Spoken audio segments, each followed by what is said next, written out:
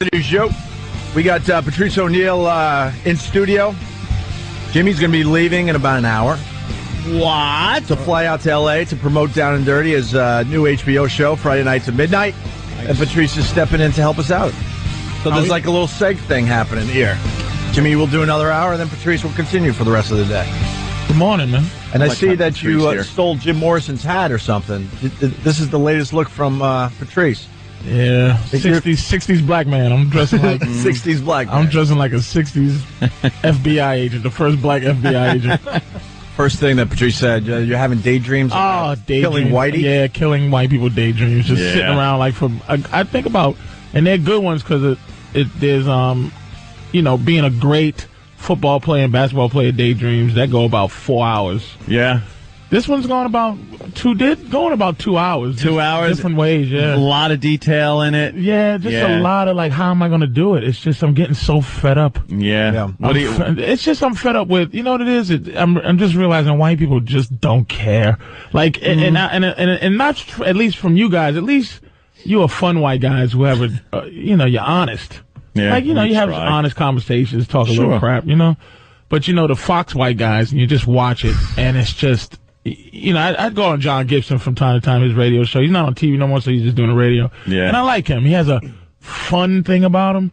But, I watch the other guys, and even Hannity's starting to become just... Oh, really? Just not fun to look like. Like, I used to like Sean, like, he used to walk through the hallway clicking his heels and stuff. But now it's just like everything, it's just... You could just feel it. You go, this is, you could feel it. Don't you think it's because of the election coming up and the first black man but here's Whitey has to... White people just won't say black. You do, which is fun. Sure. Oh, he does? Did you hear what else he says? Yeah, right. That's the radio version. Exactly. But at least to have a conversation about it, you got to admit it. Yeah. But the thing is, you hear about this thing about Ohio, right? What happened heard about in Ohio? That possibly that people are taking, I don't know all the details, but they're taking like bums and people and they're going to register them and having them register under homeless like shelters. And white people are welling up to say, oh, Obama's going to steal Ohio. And I'm sitting there going, white people don't even know the word hypocritical. Like, it just don't exist in their language. It's like Bush stole the presidency. Blah, blah, blah, blah. No, I don't want to hear that. We're dealing with this Negro stealing the presidency. We don't want to talk about old school stuff. We want to talk about this right here. There was plausible deniability with the Bush thing. They threw in so many Did you hear what you just said to me? Yes. This is why I don't like white people anymore. It's starting to really bug me. Not even on a fun not liking them. Plausible deniability would get them. That would be piece of garbages. I knew that would get you. Is that the plural of garbage? A piece of garbages. It just makes me sick because there is no. You can't even reason with you people. Obama's camp is doing exactly what all the others have done in the past. Thank you. What the F? And Ohio is a very important state, so they're getting the homeless zombies to vote. They're getting the homeless zombies. And it's not a crime. They also want to get something passed where felons are allowed to vote. Yeah. Good. Why can't felons vote? Because what? Now, why would it be? Why would Barack Obama want felons to vote? Why wouldn't you want felons to vote? Doesn't that sound like something that's like, well, if I got up and said, a lot of felons are black, people would be like, a lot of felons are, but let me ask you this. If I'm a felon and I get out, I still have to follow the rules of this country. I'm not like told to leave the country or told, listen, once you are a felon, you could just be a felon. You could just keep committing crimes. You don't have to follow the rules. You don't have to pay taxes. You don't have to try to get a job. You are now. Most of them, that's what they do. But not most of them. You don't have to cut through the system no more. You don't do nothing. Yeah. If that's the case, then don't vote. But if you still have to follow the rules of society when you get out and when you're in there, really, you should be able to vote. Why can't a felon vote? And there's a lot of innocent dudes in jail. Once you're out, you should be able to vote. When you're in jail, no. But once you're out, you should be able to vote. Yes. Yeah, I think that's and why not crazy. while you're in? I can't decide. He's still my president. You would understand why that would drive Anthony crazy, though. He's still my president. It's a privilege you lose in jail. You should lose, sir. Why? To vote? Because you're a criminal, yeah. But what does that mean, though? Okay, why should I lose my privilege to vote because I'm in jail? I broke the laws of society. There's laws of society, but this guy's still my president. I'm not allowed to say that Bush ain't my president. Part of your punishment is that you get no say in what goes on. That's part of that's what the removal of the vote would be. You've broken the laws of society, and part of it is we don't want your input until you're done with your sentence. But I think my vote is really not my vote is really not my input. You're choosing a leader, I guess, or whatever. So I don't understand where choosing to vote, for your leader. You've proven mess through up your actions, you've proven that you do not have good judgment. And you should not be allowed to vote. Not saying that people that do vote have good judgment, because a lot of them don't. And you talk about white collar dudes too. You're talking about like Wall Street criminals and felons. All those guys. Okay, 3 Republicans and 6 million Democrats will get to vote. Anthony's angle. This is the problem. There's a lot of Democrats in jail. Negro Democrats. His angle on this. A lot of white people in jail. Disproportionate number of black people. This would help Obama. Of course. Yes. That's why he's a little worried about that. But there's a lot of white people in jail. Yeah, I know, but unjustly disproportionate. Hey, we got to go to Amy in Connecticut. Amy, you're on the Opie and Anthony show. How are you? Wow, I finally got on. I call you guys all the time. No one cares. All right, Amy. No one cares. I know. Whatever. What's up, Amy? What do you got? First, I just wanted to say to Patrice, it's so funny how black people can say they hate white people, but if white people said they hate black people, it's funny how the way you said black sounds so loving stupid. See, this is what kills me about white people. Greenwich. Yeah, they white people really trying to hide. This is what is really getting me to daydreams. There really is no argument. For me to say that I know that she's a little racial, I can't say racist necessarily, but she's a little racial. You can feel it. I know it. But white people are so good at lying now that it's no proof. I have to actually say she's lying to have a conversation with her about race. Because she can call, I'm admitting my thing, but she's calling, acting like, I didn't see color till you talk, Patrice. Shut up, ass. I want to compare your killing white people fantasies to my killing black people fantasies.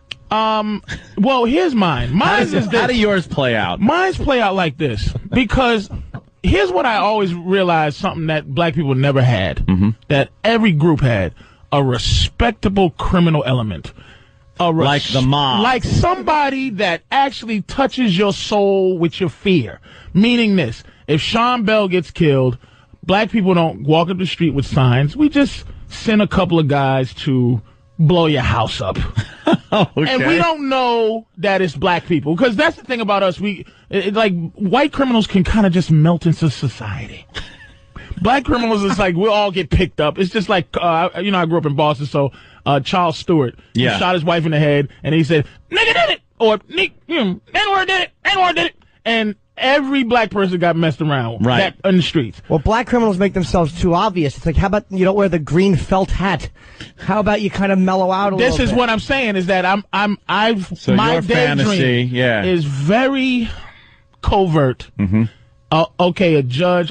First of all, I daydream not. I'm in court. Actually, after the OJ trial. Okay. And so I'm sitting there just going, all right, 12 counts of first-degree kidnapping. Oh, yeah. All right. And you just look at this white lady judge who has some old Nicole problems, and the white lady foreman who, of course, we was instructed not to remember that this guy got away with killing a white woman. And so, because I'm an upstanding white person, I'm going to forget that whole thing. So I'm just sitting there, and I just want to go wink at the judge and just, again, I don't know if this is a crime for me even saying I'm daydreaming about it, but I'm just saying, just thought police here. You just go, hey, this is wrong. It's wrong. I'll be out of here in about an hour. I'll be out. Will you really? Yep. Boom. Blow that house up. Boom. Blow that house up.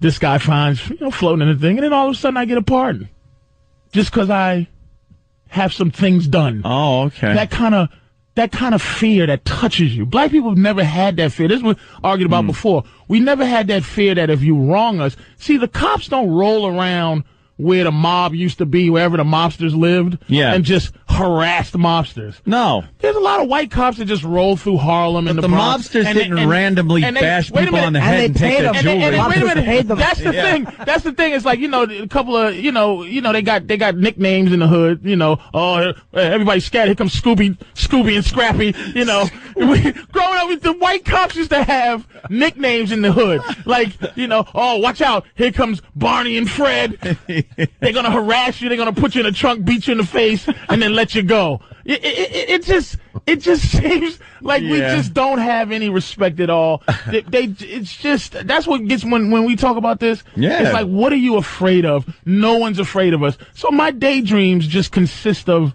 things to make white people really afraid. If anybody should be blowing up things, it should be black people. But we don't. See, here's the fear. We don't. If you were organized like that, like you say, some kind of a black Illuminati, I would love that. That'd be cool, because then you would know that you're not going to be in trouble. You know you could walk the streets, and unless you wronged somebody, then you're fine. And you know what? It's the randomness. Can I get in there real quick and say I 100% agree? Yeah. Because then it's like there's a hierarchy, there's rules, there's a protection factor. The neighborhood feels protected. No randomness. No, I'm just gonna go beat up some random white person. Exactly. And it's not because I care about the random white person getting beat up. It's I care about the police interfering with the neighborhood situation. Little protection racket.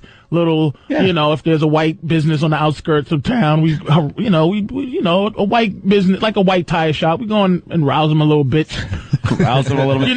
Whatever. If 4 tires cost $100 apiece, we get 100 for 1 tire. You get 3. Yeah, okay. You're working out. You're working out an organization. Some winking, some this and that, and my daydreams involve not randomly beating white people in the head, but just having them have a real fear, not that that ooga booga coming out of a bush fear, but a real respect that you're not going to do that. You know something? And for most people, if you didn't mess or get involved with the mob, no one from the mob is going to be knocking off your family or you or anything, because you have nothing to do with the mob. They had a code. They have a code. They have this, that, whatever it was. But like with black on white crimes, it's usually random robberies, assaults, things like that. That's the fear that Whitey has. And the mob, almost every Italian, not so much now because the mob's kind of become this, but you almost felt, and it's just like right now, who has that fear right now? Russians.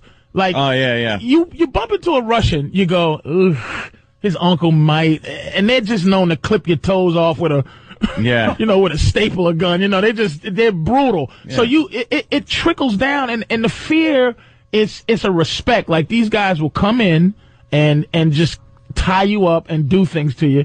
But when you think about a black person coming in and tie you up, it's just like, oh Lord, he's a home invader. It's no business-like kind of. Now you're touching on my daydreams. Well, and yours involves probably a couple of trees and something, but it's always what you're going to do. It's not what you're going to do to gain some respect. My thing is, I just want to make sure judges just don't throw you in arbitrarily. See, it's a respect thing. Your daydreams are pussy compared to mine. You got wimpy ass daydreams because you're blowing up a judge's house. This old codger is taking his stupid robe off, ready to go into his orthopedic shower unit, and his house blows up. And he'll never do anything criminal again. Mine are one-on-one. Mine involve people with guns. This is not a daydream. This is reminiscing. It's an even match. It's people coming into my house armed. I'm armed, and it's a fair fight. This is reminiscing. This is Charles Manson's daydream. This is why. Listen, this is Helter Skelter. It's me looking out in the street and seeing what happened. Oh my God, there's machine gun fire. There seems to be a war started. The race war. That to me is a good one. But what are you in the race war? Are you like the quiet dude in the chair with the 2 guns that's crossed around his chest? I am packed with all kinds of weaponry. You're just a dude in the middle of the race war. I'm just trying to hold off and keep my own. He wants to rock and roll. Can I just jump in for a second? I'm keeping my own. I feel like I'm watching a buddy film. Like, you guys need to make a buddy film. You guys would be great in a buddy film. Because if you were the same color, you'd be best friends. You know that. We say that all the time. I think the same way. You guys got to make a buddy film. And this is the banter you can have in the car as you fight the real enemy. Oh, race war. Yeah. You're just one of the dudes in the race war. I'm just one of the guys. I'm trying to think high level daydreaming, and you're just one of the guys. No. Are you have superpowers? Anything? Is your gun unlimited? No, I'm really good with a gun. There was one of these daydreams that I had where I was kind of on a boat. I'm on a boat doing a little patrolling action on the North Shore of Long Island. You sure you aren't coming from Africa?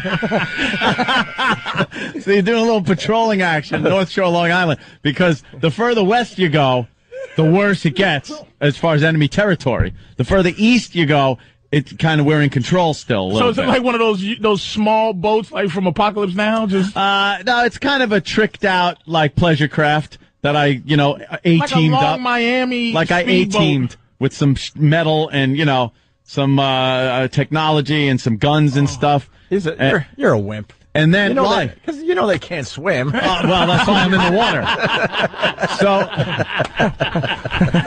So as I'm cruising patrol, this is the most racist conversation. This is a horrid conversation. This is so horrible. This is horrid. I'm on a boat. I'm the captain of the Amistad. Yeah. This is just horrible. We look forward to when Patrice can come in because now we have excuses. Look, we were doing it because the black guy was in. Why can't you just talk?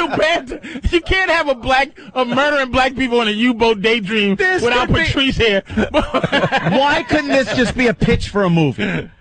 This could be just because be a pitch people for a are movie. nervous, and I tell you what. You don't even want to hear the part where I go into action? Yes, okay. This is what I'm missing. Because you can't just daydream. Straight stuff. In my daydream, I leave it's something. details. All right, go ahead. This could take a long time. It's details, I thought you were going to say, I'm daydreaming. No. It's the race war, and I'm just in it. Well, now I'm patrolling. Okay, you're patrolling. I'm patrolling. And what do I see through my binoculars? I see I see a young, vulnerable white girl whose parents have been slaughtered. And she's on the beach. Crying. Just trying to make her way through. Wait a minute, what is she doing?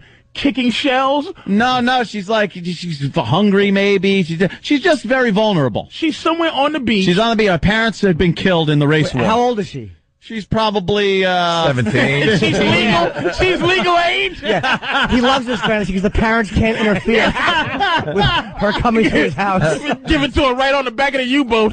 So all of a sudden I hear something, and a couple of the brothers come out, right. And now they see the girl, chase her down, and now they are just ready to ravage her. I mean, just ready.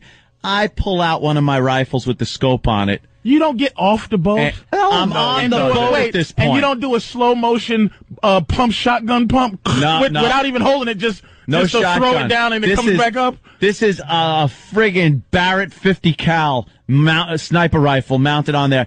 And I just, right when they're ready to take this poor girl and just ravage her, just his head explodes in a pink mist in my scope. So you snipe him, right? I snipe him, and then I come up, and the girl comes on the boat, and I have to raise her. Oh, you know what? You know what made this a very noble daydream? Yeah, if you she needs a father figure at that point. If you just left. Why would I leave? I can't leave her there. There's still more people. Wait a minute, Norton. His dream has ended up being this.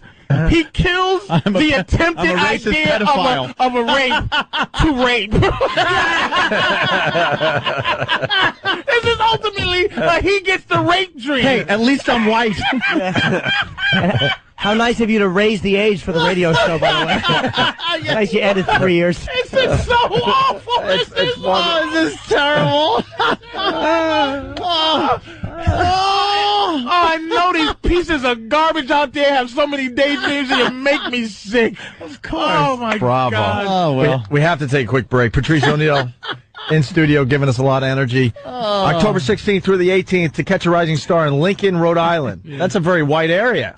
What are you doing? What area isn't? And but this week I'm in the Addison Improv in Texas. Yeah, sure. Dallas, Oh, Texas. yeah. You been there? Nice club, a few right? times. Yeah, it's a great I'll be there place. this weekend. Very cool. Thursday through Sunday. We got a nice audience down in the Dallas area, so Sure. go see Patrice and Addison this weekend. I will say O&A fans are very, loyal, coming out people, boy. Yep. I'll tell you that, man. I got They a do message come out. from Voss. They came out in droves in Cleveland, so everybody, we're on in Cleveland right now. So Voss, thanks you I will say that, man. for checking him out up there. Opie and Anthony, we'll continue. Patrice O'Neill helping us out today. It's the Opie and Anthony show. I got to ask Patrice about Sarah Palin. What's your thoughts on this That fraud? was another thing. I forgot about that. That made it was OJ, Ohio thievery, and listening to people try to make Sarah Palin that she won it was interesting. All I could do is say to people who are voting for McCain and try to defend Sarah Palin. Mm-hmm. If something happened and they go, McCain wins, and they go, oh my God, the president has died, heart attack, whatever, and then she gets up and goes, I'm your president. I'm your president. Yeah. Or it's a terrible tragedy. Oh gosh, I you seem to be imagine? the president. Can you imagine? And somebody, one of my friends said this, man.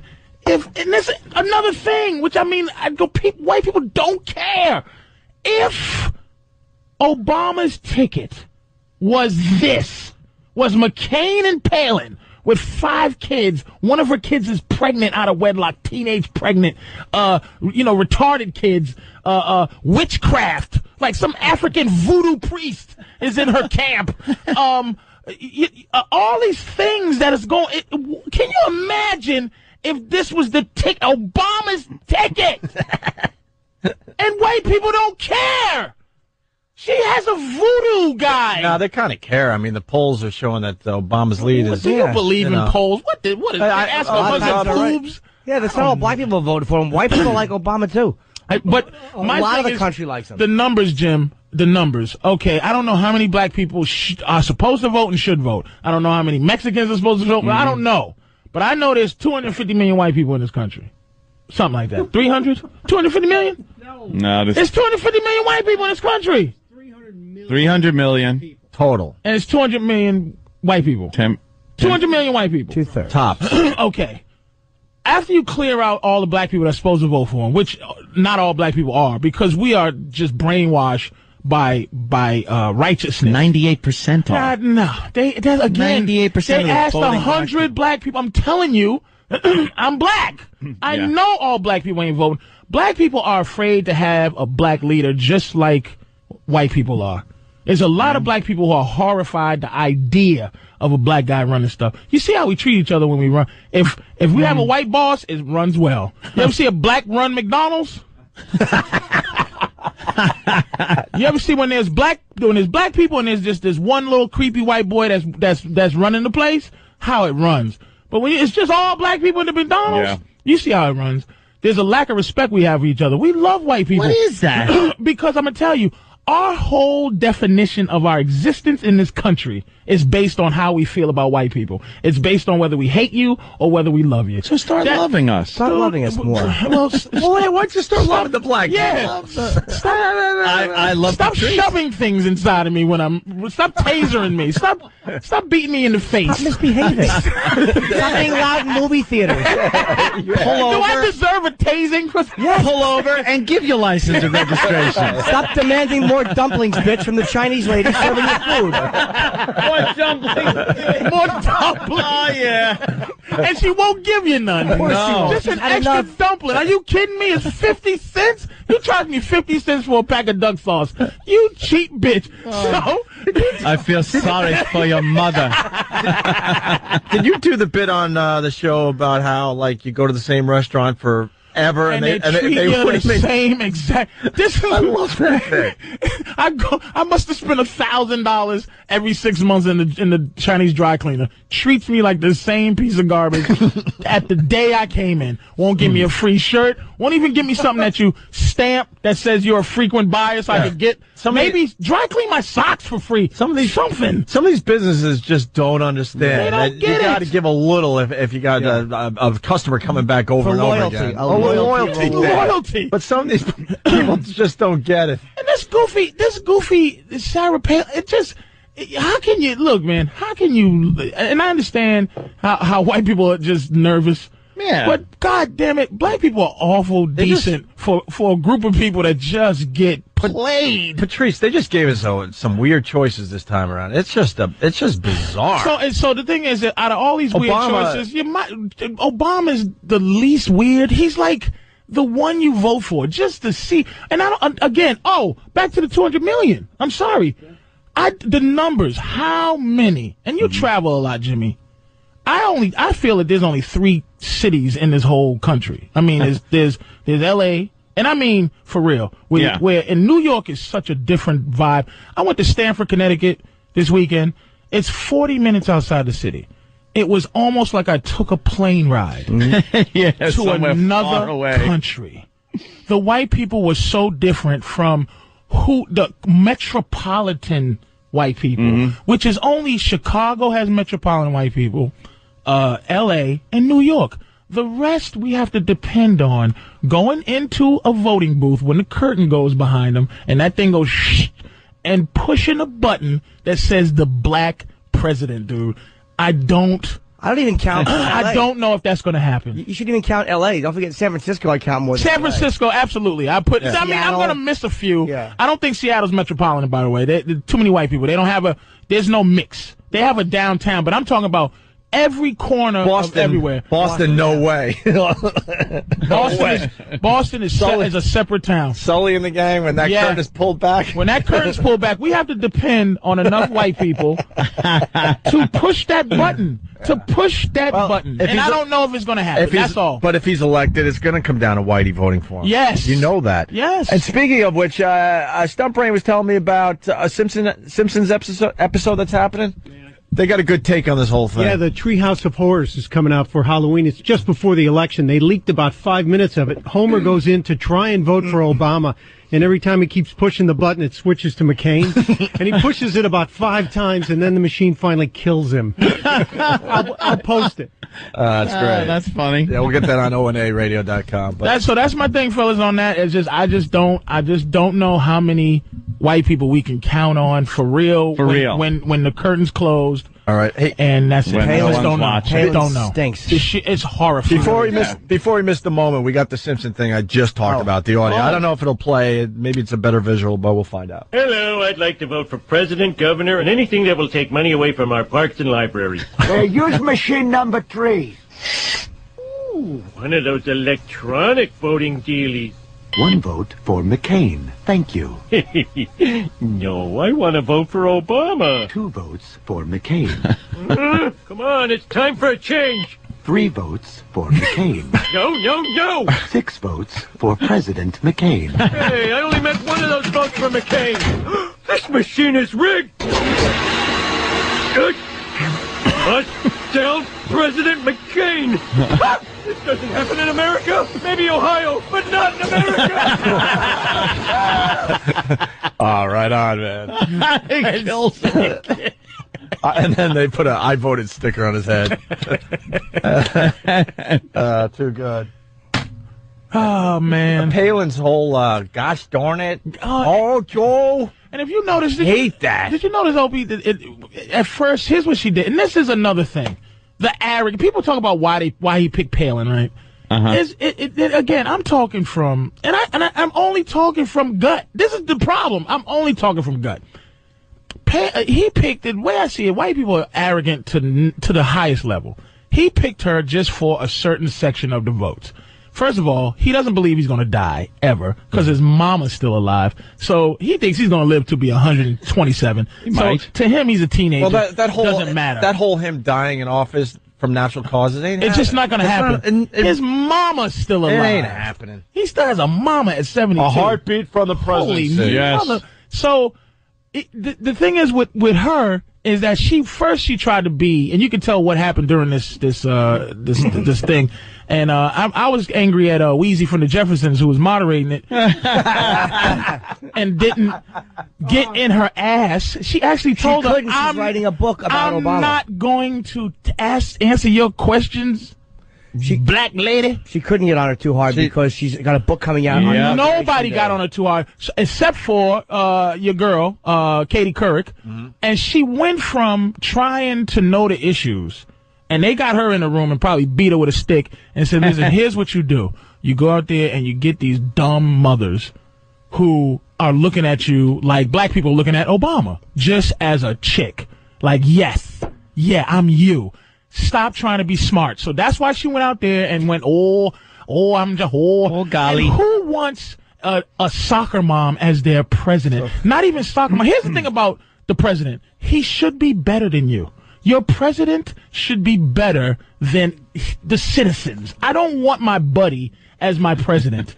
Neither do I. I don't want a palsy-wowsy. And they talking about Obama comes off as good. He's supposed to come off as better than you. He's supposed to run the country. That's what he's supposed to do. You're not supposed to be. I don't want a dude that's like, man, he makes me feel like I'm a be in McDonald's and just kick it with him.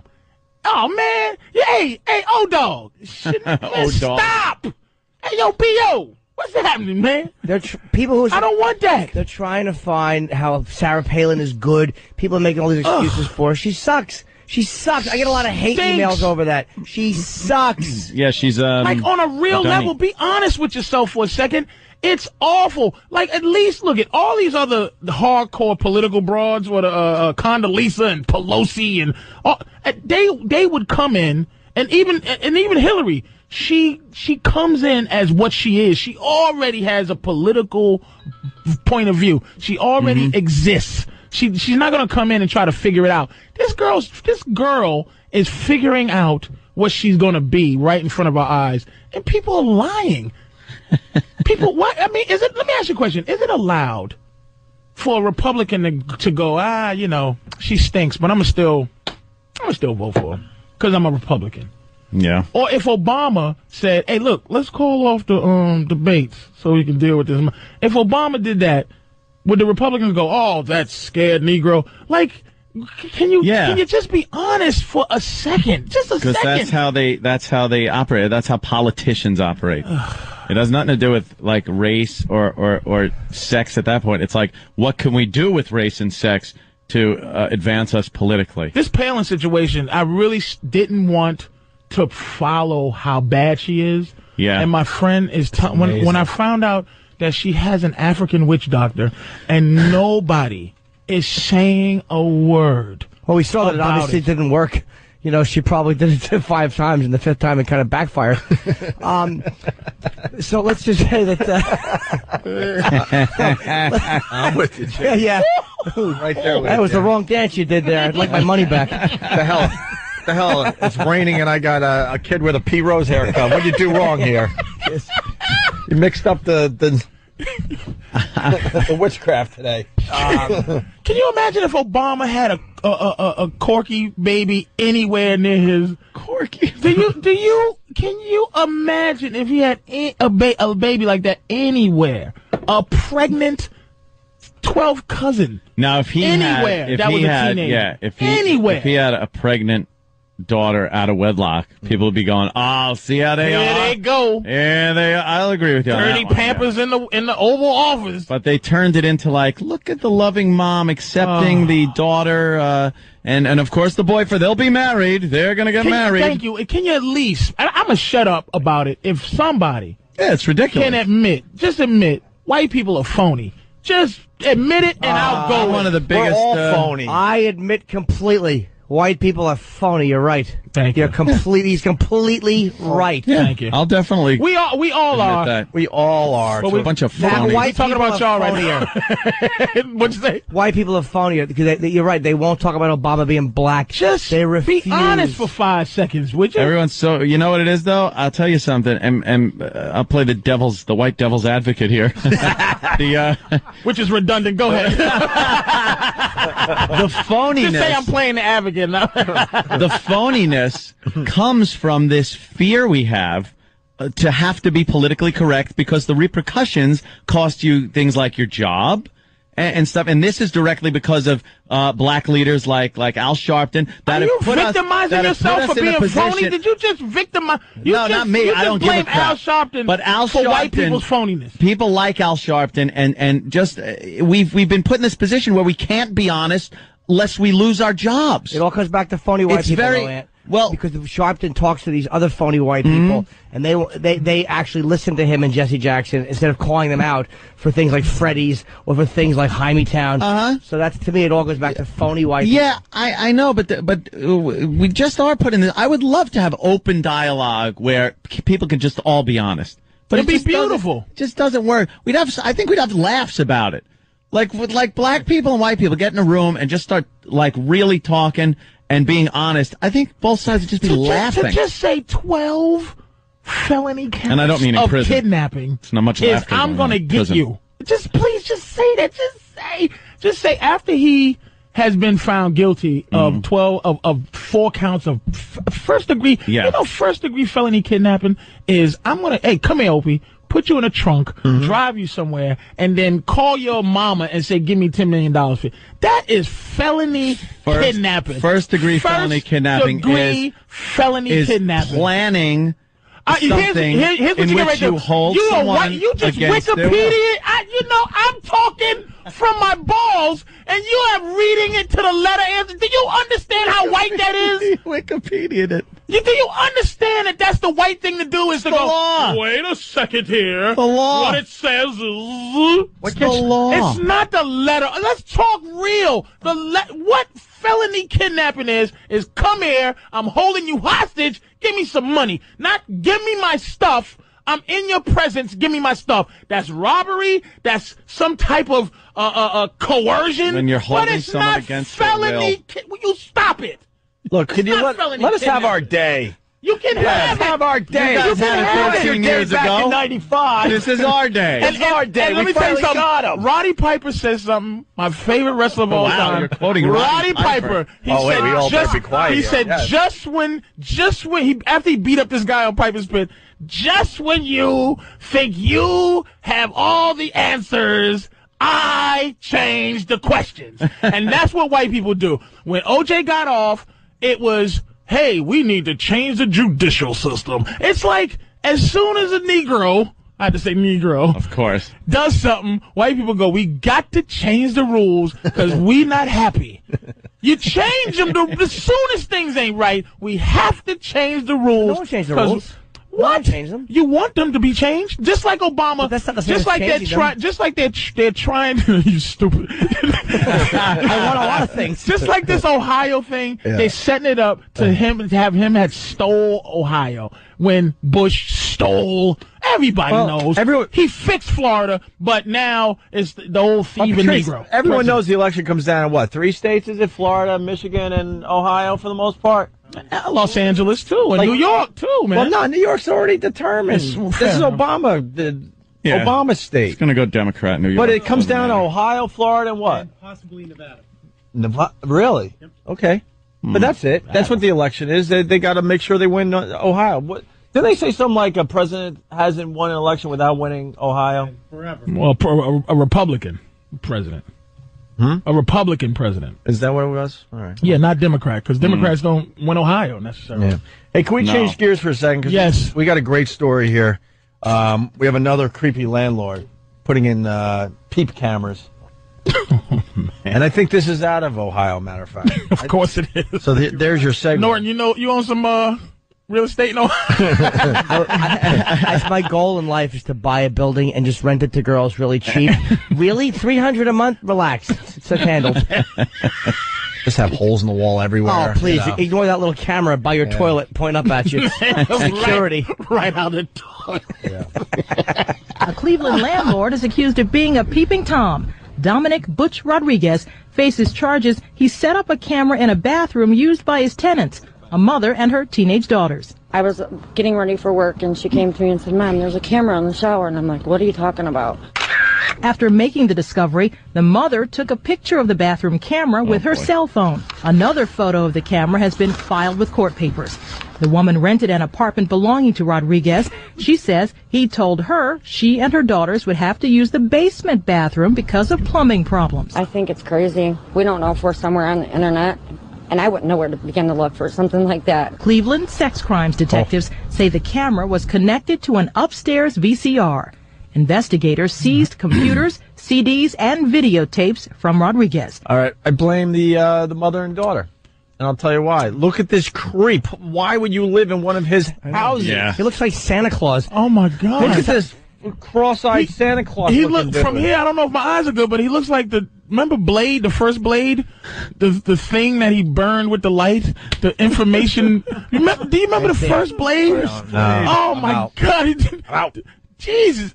But where did he put the camera? In the soap? Like he had them in a special bathroom in the basement. First of all, that's a bad sign. But where's the hole at in the bathroom? It's in the basement, so it's probably like a weird. He probably had it rigged a certain way in the corner in one of the tiles in the basement. He just said they'd use the bathroom in the basement because of plumbing problems. All right, Norton, where would you put the camera? Probably, I would put it in the ceiling fan, and I would have one I would have black tiles and multicolored tiles with different patterns on them. Distraction. Distraction. I would have it. So it would camera patterns on all of them. It would be.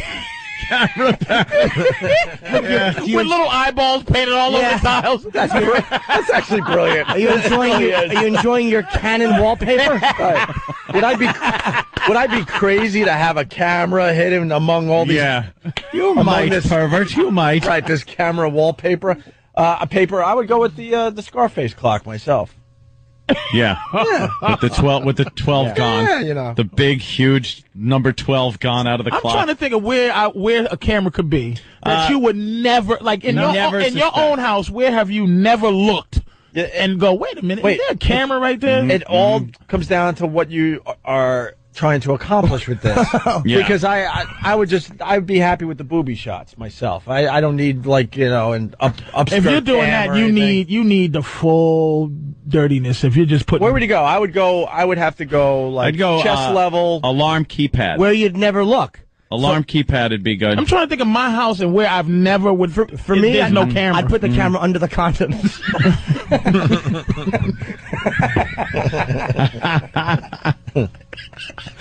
Now, vents aren't good. Someone's thinking at a vent.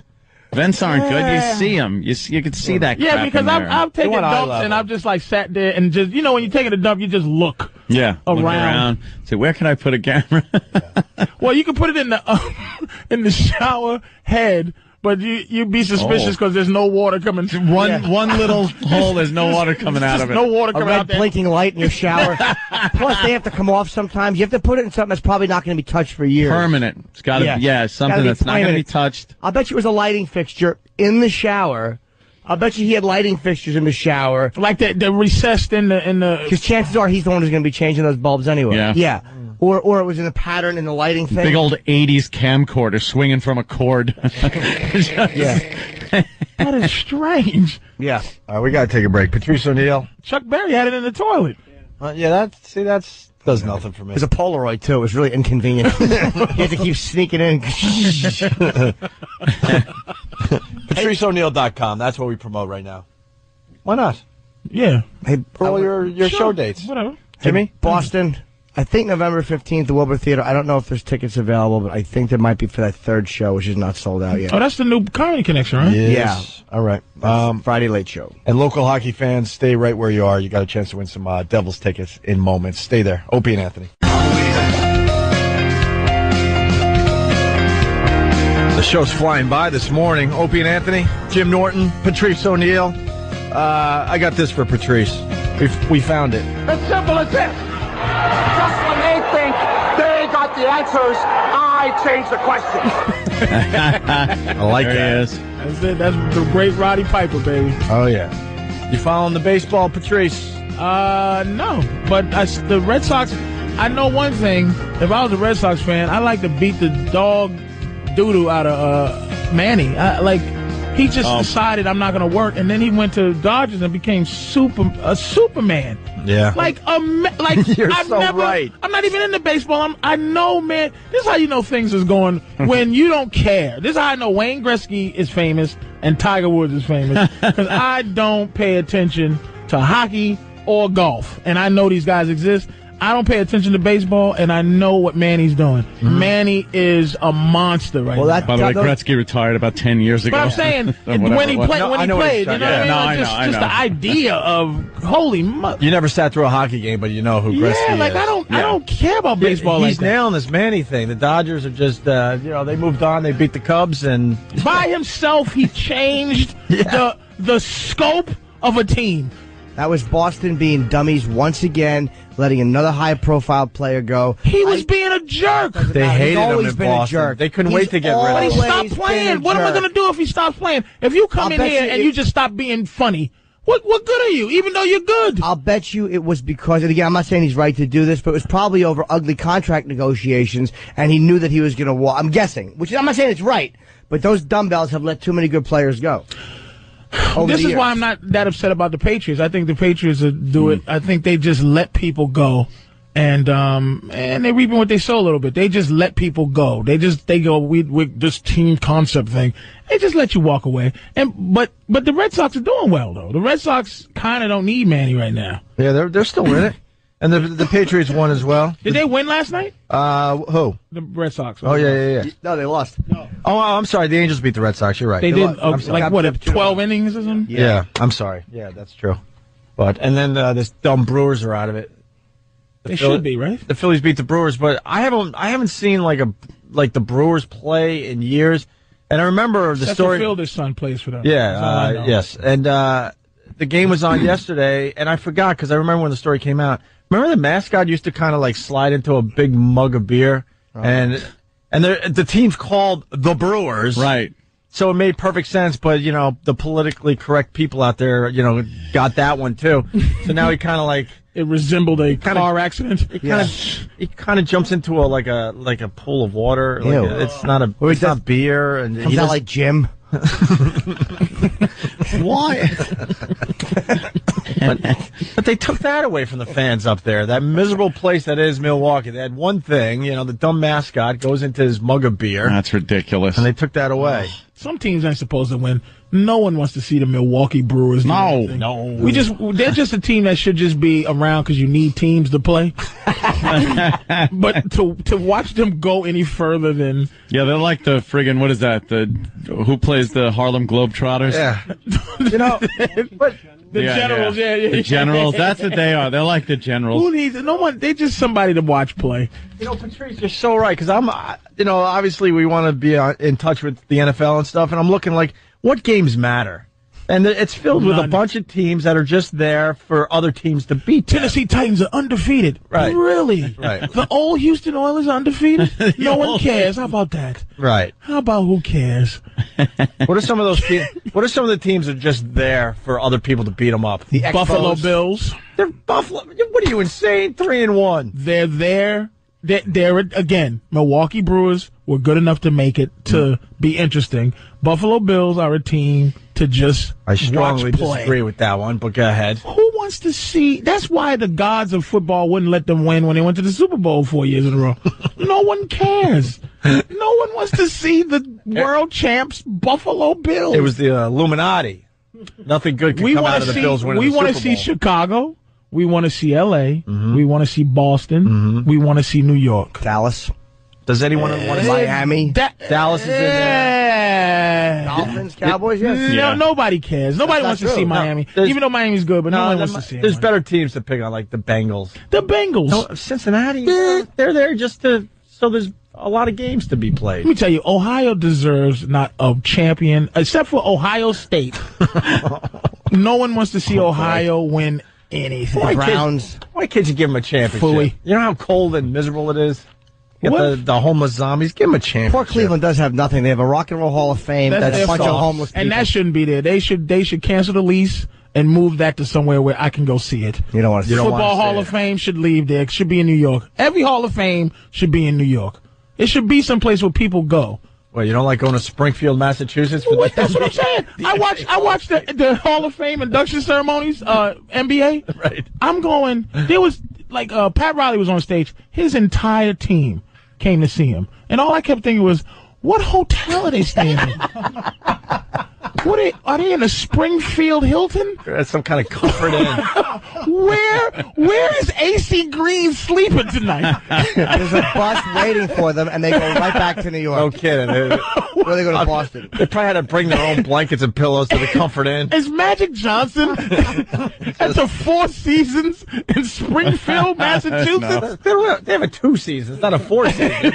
They don't have a 4 seasons. That's all I can do is say, ever been to Springfield? Look at these suits. They don't even have one of those steamers in the closet. Dude, I went once, and half the stuff was falling off the walls and stuff. It was an S-hole. Supposedly they pumped money into the thing and made it nice again. This is the Hall of Fame? Yeah, I went, like the pictures were peeling out of the plaques and everything. It was bad news. And I'm going to tell you, out of Hall of Fames, which is interesting to me, again, I think it's an interesting concept because, as a person, I don't respect the Hall of Fame, but I'm going to tell you what Hall of Fame I do respect is baseball's Hall of Fame.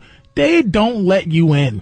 They don't play around. Football kind of plays around and basketball plays around, but baseball, you can't get in. Unless you're for real. They just don't play around. 500 home runs. You got to have certain things will get you in regardless. Wow. 500 home runs is one of them. X amount of wins. Well, but they will keep a lot of people out. But there's a reason. I went to the Baseball Hall of Fame probably 20 years ago. Back then, there wasn't room for all the guys. You had to go down hall after hall after hall. There's not a lot of guys in the Baseball Hall of Fame. They just don't have a lot of room anymore. Baseball's been around for, 110 years or something crazy? Perhaps. And, they won't let Pete Rose in. and again, just to let you know that I'm not a full-on racial guy. Yeah. Pete Rose it's just an injustice. It really to is. not let that man. I'm saying like this, even if he was betting, he's not being let in because he was betting. Mm-hmm. Let's say he was betting. He broke all these records and he was betting. Right. So if he was playing it straight, he would have 10,000 hits. He has more hits than anybody, and he was cheating. Yeah. But he was not cheating in terms of drugs. He was cheating and betting and still was the best player there was. You can't have a Hall of Fame if the guy that has the most hits ever is not in it. It's stupid. Just put him in. His arrogance is what kept him out. Had he come clean a lot sooner and they would have eventually forgiven him. It's Stalinism. Such a prick. It's like Stalin. He did not exist. Make it like he'd never existed. They should put him in the basement of the something. At least in the basement. All right, here he is. Pete, go downstairs. Look, we had to. He's near the boiler. He has that haircut like Chagall from No Country for Old Men. That's a new one. Bill's 4-1. I just want to make that correction. I'm just saying, no offense to Buffalo.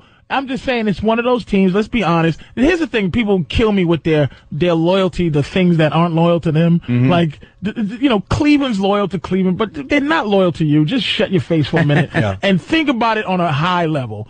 I'm a Patriots fan. I'm a Celtics fan. But look, I've never been able to say this to Boston people. We've been losers. All of a sudden, we're this culture of winning. Boston stunk my entire life in sports. For a stretch in the 80s, they were good in basketball. For a stretch in the 60s, 50s and 60s, I wasn't even born. Bill Russell. And Bill Russell hates Boston because they treat him like a damn dirty ape. That's what Boston do, make you run out of there. Yeah. So he hates it. But they were good then. The Patriots stunk my entire life. They stunk. People forget. The 85 Bears, they're still putting alcohol swabs on the beating that the Bears gave them. They lost to the Green Bay Packers. Drew Bledsoe got hurt, and Tom Brady, God bless him, comes in, and we win. But we're not a culture of winning. So, and the Red Sox, please don't be frustrated. There were people who had great-grandparents who were born and died of old age and did not see the Red Sox win anything. And all of a sudden, Boston is walking around like, look, we're winners. With an attitude like, just be happy. You don't boo your people. Just be happy. We're winners now. But remember, the Celtics we didn't win for 22 It wrecked everything, though. years. It wrecked everything because then people didn't know what to do with themselves with the winning team. You were born and graduated college. Right. And had nothing. And never seen you know what I mean? Let's go to Peter in Massachusetts. Peter?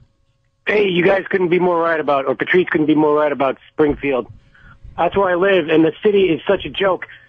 Right on the other side of where the Hall of Fame is, on the other side of the interstate, it's like crack central. You got Latin gangs selling drugs left and right. And it used to be, they tore it down a couple years ago, but there used to be a county jail right next to the Hall of Fame. And a Greyhound bus station, right? Oh, it's a joke. Well, the county jail, people all over the place. They wanted to make it easy for the players to, come and visit the guys that were getting in. Oh, that's all I was doing. I'm watching Pat Riley go, thank you very much. I'm looking at Akeem Olajuwon, Patrick Ewing, Adrian Dantley, all his players, and they were just sitting there, and I'm going, what? It was a pretty impressive class. Where at somebody's house? At some old lady's house who's made him a pie and said, come on in? And you've never been there. It is. I don't understand why it's still in Springfield. It just should not be because that's there. where it was invented. But was Jabbar there? Jabbar wasn't there, but he had everybody. Magic. He had everybody. Michael Thompson, James Worthy. They all were sitting there with their beautiful suits, and they didn't even have a hotel that could hang their suits properly. No. James Worthy have a prostitute with him. How do you not love Big Game James? Give me a hooker in Seattle, you. He's in some smoking room because they ran out of room, so he's got to deal with someone else's cigarette smoke. It's amazing where these Hall of Fames are. I'm never going to go to the Football Hall of Fame. Hell no. Let's go to Canton, Ohio, which is not even Cleveland. Where's Canton? I wouldn't even be able to point out Canton on a map. Who the hell? For the God's honest truth. Lance in Cincinnati, how are you? Lance! Pretty good, guys. What's up, Lance? Just a flare, Lance. Dude, I grew up in Milwaukee, and we used to watch Bernie Brewer slide down that slide into the beer. Yeah. Yeah, talk about political correctness. Now he just goes down a longer slide and waves a flag. Yeah. That's what he should do. Because Bernie Brewer is a douche. And they're going to change the shape of his nose, too, by the way, soon. As soon as some mom goes, that looks like a thingy-majiggy. Because you've seen that mascot, right? Yeah. It's got some funny... I won't look at him. Phallic nose. Uncircumcised face. Look, there he is with the big, ridiculous, over-the-top yellow mustache. I would actually turn away from the TV when the Brewers are so inconsequential. They just threw them in the National League. They're like, you're not American leaguers anymore. What do you mean the pitchers have to hit? You know what, Jimmy? You're right. But that's what I'm saying. They used to be an AL team. Don't get angry if you're Milwaukee. Like, these people are so devoted to fighting for their town. It's like, look, just don't. Pittsburgh stinks as a town. But stop. But the Steelers... I don't know why they're great and why you want to see them win, because Pittsburgh itself is kind of one of those. If it wasn't for the Steelers, you would go, who wants to see? The Brewers have a great stadium, though. Did you watch any of the games? It's a sick-looking stadium. All right, Lance. It's freaking giant. Yeah, thank you. Hey, Matt Man from Marblehead, Mass. He writes, BS, Patrice, 4 teams from Boston have won more championships than any other city in the last 50 years. But a lot of it happened before our lifetime. Yes. The Celtics were winning 11 championships from 50. I don't know the exact dates, but it was Bill Russell and Bob Cousy. The Celtics were winning whole time. They didn't win after that. That doesn't count because they were they had the 2-hand set shot. Thank you. They were white guys throwing hook shots. Dunking was illegal. They're wearing short shorts because there weren't no African players yet. It was only 2 black people in the whole NBA. That was a and small 2 of them was on the Celtics. Yeah. And the Red Sox have never won, by the way. Let's stop that. And then the Patriots. What is he talking about? Well, there's a lot of Celtics victories. Well, but there are also 6 teams in the league. Okay, my lifetime, the Celtics won 81, 84, 86. In 1981, 84, 86. I'm 38 years old. I was a young man. Now I got to get my prostate checked. since the Boston Celtics had won a championship. There you go. Since. Wow. Stop. You need to check. I know a dominatrix. It's a heck of a rate. Nice poke as it falls on the floor. Or you don't mind being spit on while it's checked. What were you saying about dominatrix, by the way, during the break, Jimmy? Oh, just before that, they're. I think it's a good time to go see one because they're right now. They're running for their lives because they're busting some of them for being prostitutes, which most of them aren't.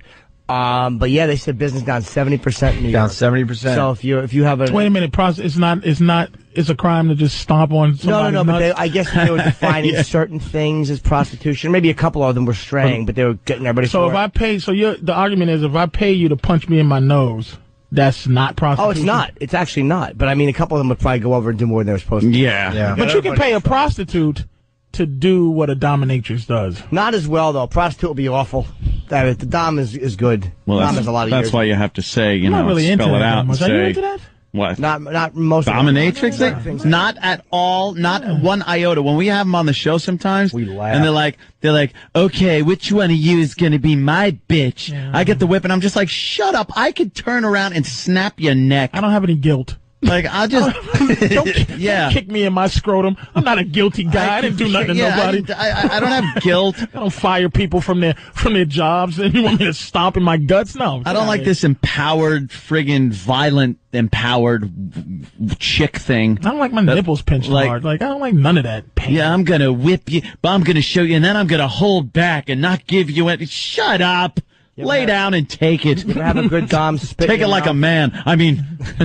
good dom holds your face and spits in your mouth properly. Oh, God. Sexy, I'm telling you. Spit it right back at her. It can be. How can that ever be sexy? You kidding me? The humiliation I'm being thing. totally serious. What did you do? Fantastic. Why do you feel You like guilty? spit in your mouth? Why do you? No, I don't. No. But what you're into is humiliation. But why? Yeah. What did you do? What is your problem? I'm into that as one thing, but I'm also into humiliating. I'm also into all of it. It's like when you're hooked on something, you just go for all. It's like drinking. Well, if you can't say why you're hooked on vodka. I understand what you're saying, but there's being humiliated is a whole it's a guilt thing. It's like, what did you do to feel guilty about so that somebody can do certain things to you? I don't know if it is a guilt thing though. I really don't know, or if it's just once you've done so many things, you just got to keep reaching and keep finding other things to extend it. But that's pain, though. That dominatrix I'm not into thing. pain. You're not into getting kicked? No, I'm not even a submissive, really. Lightly, I'm a light submissive. You get tied up and all that? No! What's the spitting in the mouth, though? I really don't get kiss. that.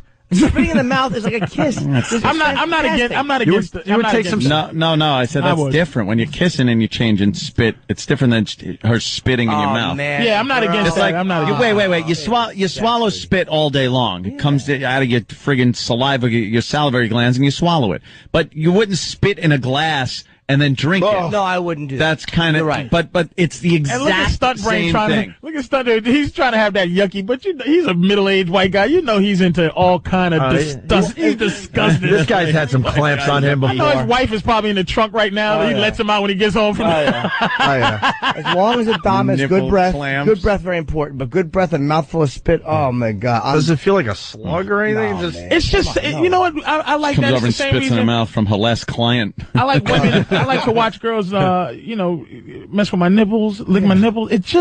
Watching girls do creepy stuff is really sexy. Just watching them do just stuff they can't do. Like, we could be dirty right now, and they expect it, but girls just gotta be girls all the time. And when you can get them to just do something horrifying.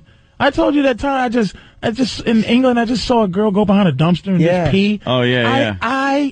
My body was shaking. I don't know why I was so horny watching it. That's like some kind of animal instinct I don't know why the hell that was. And it was different. Yeah. And most doms, I'll say this, that I've met were not particularly good. But the ones I've met that were good. Norton's such a businessman about it till you see his face. Yeah. But I mean, the ones I met that were good. Not good. A woman who's really good at being a dominatrix. I mean, the subtle stuff, like owning you sexually. A good dom can own you sexually, because that's what every man wants. We want a woman who we like, who can make us want to have sex. I don't mean own you by spanking you, dominating you. Ultimately, they're the E. And when I say that, I can't. They're the FE. The FE. When it all boils down to it, they're the FE. When you're laying on the bathroom floor, you don't look at it that way. You just open and swallow as you've been instructed to do. God. I mean, I don't know what you would do. Maybe you're belligerent. I'm a man who listens. Maybe you don't know how to follow instructions. You don't want to be impolite, right? Why would I? Yeah. I got a bag. I get stuff all over my own floor. Oh, God damn. I just don't get it. I watched a video of this guy, this old man, it was just two teenage girls just kicking him in his crotch. Wow. And he just shaking with love. Digging it. Like, I don't, man. Just loving it, right? You don't even breathe hard next to my groin. Don't even cough near. Be very careful. That's the music. We got to get out of here. Patrice, thanks for the energy today. We greatly appreciate it. We're going to continue on Sirius XM Satellite Radio. Yes. Jimmy's heading to JFK, right? Oh, Jimmy. Y'all packed up right now, Jim? Yeah, I got his suitcases right there. Flights. I got the Tonight Show tomorrow, and then Chelsea Handler on Wednesday. How could you have the Tonight Show tomorrow? It's tonight. But it's tomorrow. Yo, are you on tonight? I'm on tomorrow. Yeah, tomorrow. You doing some stand-up, or you just straight sit down? Just panel. Straight to the couch. Look at that. Jim. That's I'm very happy. We'll see Jimmy later this week, all right? I'll be back Thursday or Friday, yeah. We look forward to the stories, my friend. All right. That's it. All righty. That's all we got. Oh, by one more thing. The Down and Dirty that aired is on demand as of tonight. People have been asking me who missed it. It's on demand tonight, the Artie Lang episode. And next week is Jim Jeffries, Dice, and Kevin Shea. And Patrice is either in 2 weeks or 3 weeks. Nice. And we didn't get to Andrew. Cleveland also has the Poker Hall of Fame and the Softball Hall of Fame. Delicious. Softball Hall of Fame. Almighty. We leave with Patrice. What are we promoting, Patrice? Addison, Texas, which is like the Dallas Improv, I think they're calling it. Yeah. That's the Dallas. It's the Dallas Improv. I'm there this weekend, Thursday through Sunday. Very cool. All right, have a good day. Hostile takeover, so they're not going to use their name. They're the honcho. My God, man. Yeah. Hey, you want to pot up?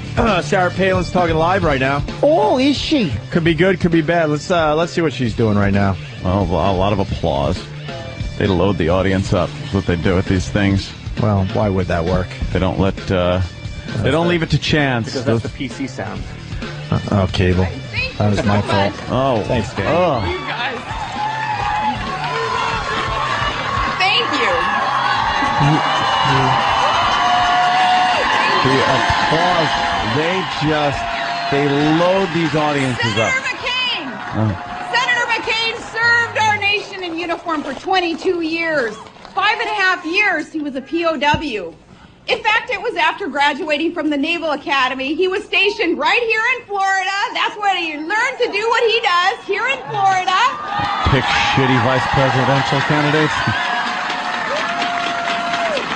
In Florida, it was in your skies that he trained to become a naval aviator. And Senator McCain is proud to have been part of Florida's strong tradition of military service. And today, we're proud of all the Floridians who have worn our country's uniform. Your state is home to millions. Millions. And I like your oranges. Florida is home to millions of our veterans and many of our nation's active duty soldiers and airmen. And they continue to keep our nation strong and secure. And I know that here in the audience there are veterans, there are those who are serving today. Would you do me the honor? Raise your hand. Let us applaud you. Oh, stop the phony fuck. She's like the easy pickup in a bar.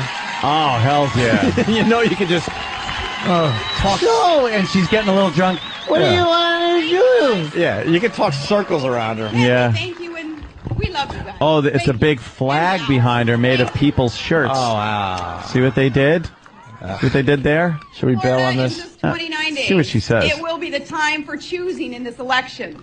And here's how I look at the choice that we face. Oh, here we go. In politics, there are some candidates white people or change to just promote their careers. And then there are those look behind Obama. like His John is McCain of a bunch of black kids shaped as a fist. to promote change. That's Obama's black. His flag is a fucking a knife cutting a white woman's throat. That's what his flag's made out of. When principles and political independence matter a lot more than just the party line, as Senator Lieberman just told you, it matters a lot more than just the party line. John McCain is his own man. He doesn't run with the Washington Whose man are you? And he and I don't just talk about change. We're the only candidates in this race with a track record of actually making change happen. Really? See, by change, I think Obama means a black guy in the White House. That's something you can't compete with. As mayor and as a governor, I reminded people that government is not always the answer. Reading from Whackbag. In fact, She's like the leader of a pledge drive. Yeah. Get back to the show. And we put government Send me my tote bag. on the side of the people. What? As mayor, You did? I eliminated taxes on personal property. All right. And I You know what? eliminated taxes In 4 years, she's going to be worth $1 billion from all the earrings she sells on Home Shopping Network. Let me show you my new brooch that I came out with. It's a vice presidential loser brooch.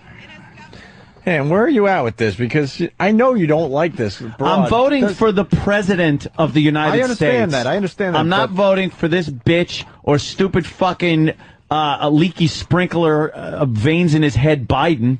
I'm voting for the fucking president. And I think McCain is more my speed than Obama is. Yeah. I'm not gambling on who's going to croak in the fucking White House. You know? What happens? Yes, sir? I'm really enjoying your food, obviously. I'm sorry. Besides that. Good stuff. Is that watermelon? I don't eat watermelon. I'm white. I eat grapefruit. Jesus. That's the oldest racist joke in the book. I know. Well, I went with the swimming one, too. Fried chicken. Good, but... Yeah. Sorry about that. Yes, sir? Yes, yes. Anthony's cooling down a little. What do you mean? Did you hear that? What do you mean? Mm-hmm. It was the same hate rhetoric, but... Right. A little... Same hate rhetoric. Don't want to confuse that. A little less inflammatory. It's more like a... Yeah. It seems like a... This is what I got. I'm almost a beaten man at this point. You really are. I feel... did you feel that a little bit, Hope? Mm-hmm. He goes, fuck that. I'm not voting for... See how you kind of... It's like, I'm not sure what the profile is, but you hate her. Now you're like, I don't fuck that. like her. You wanted to just completely, but intrinsically, you're an honest man. I try. And you couldn't deal with the lie of supporting... No, I'm not going to sit here and go, she makes the great vice presidential candidate. She doesn't. So you had to invent a new thing that I'm voting for the president. But let's be honest, you're voting for the ticket. No, I'm voting for She will be your president if you vote. If you're voting for him as president, you're also voting for her to be your president. Just in case. It's a gamble. It's a crapshoot here. It's a gamble. I'm not going to bet on him dying in the next 4 years. That's what I'm doing. That's what I'm doing. I'm betting he stays alive for 4 years in the White House. She does not become president. By the way, stop with the hot shit with her. Her stomach probably looks like lasagna. Tire tracks. Oh, squirting all those kids out. Oh, it looks like a horror film, the end of a horror movie. Yeah. That's what her gut looks like. Just awful. Just a stretched out belly. I am tired of that fucking hairdo. I am tired of that beehive on her fucking head. Let that hair down. When are they going to interview this bum of a husband that she has? That's what I want to hear. Not a peep. Not a peep out of that guy. Because he's probably a dolt. An Alaskan fucking snowmobile ride. Those kids are his? I don't think all those kids are his. Oh, gee. Well, he probably ain't claiming the last one. No, I'm not positively sure. I think that he's a stepdad type of dude. Really? I don't think that all the kids are his. Like, not saying that she's cheating. I'm saying that she had kids with someone else. I think we would know that by now. I don't think that came out, did it? You gotta look at MediaTakeout.com. Oh, boy. What is that? One of those militant sites? Media Takeout is like the Black TMZ. It's very popular. Yeah. Is it really? Yeah. I like the TMZ. I gotta check it out. Black TMZ. It's a fucking... You should type it up, man. The Black Media Takeout, man. It's very... It's fucking... It's very... Media Takeout, guilty pleasure, man. They'll tell you all the black news. It's black news or black celebrity crap, all that? Black celebrity, but they'll throw in some shit about white people just to make sure people know about it. Oh, yeah. Nice. I've been going to a lot of sites, too.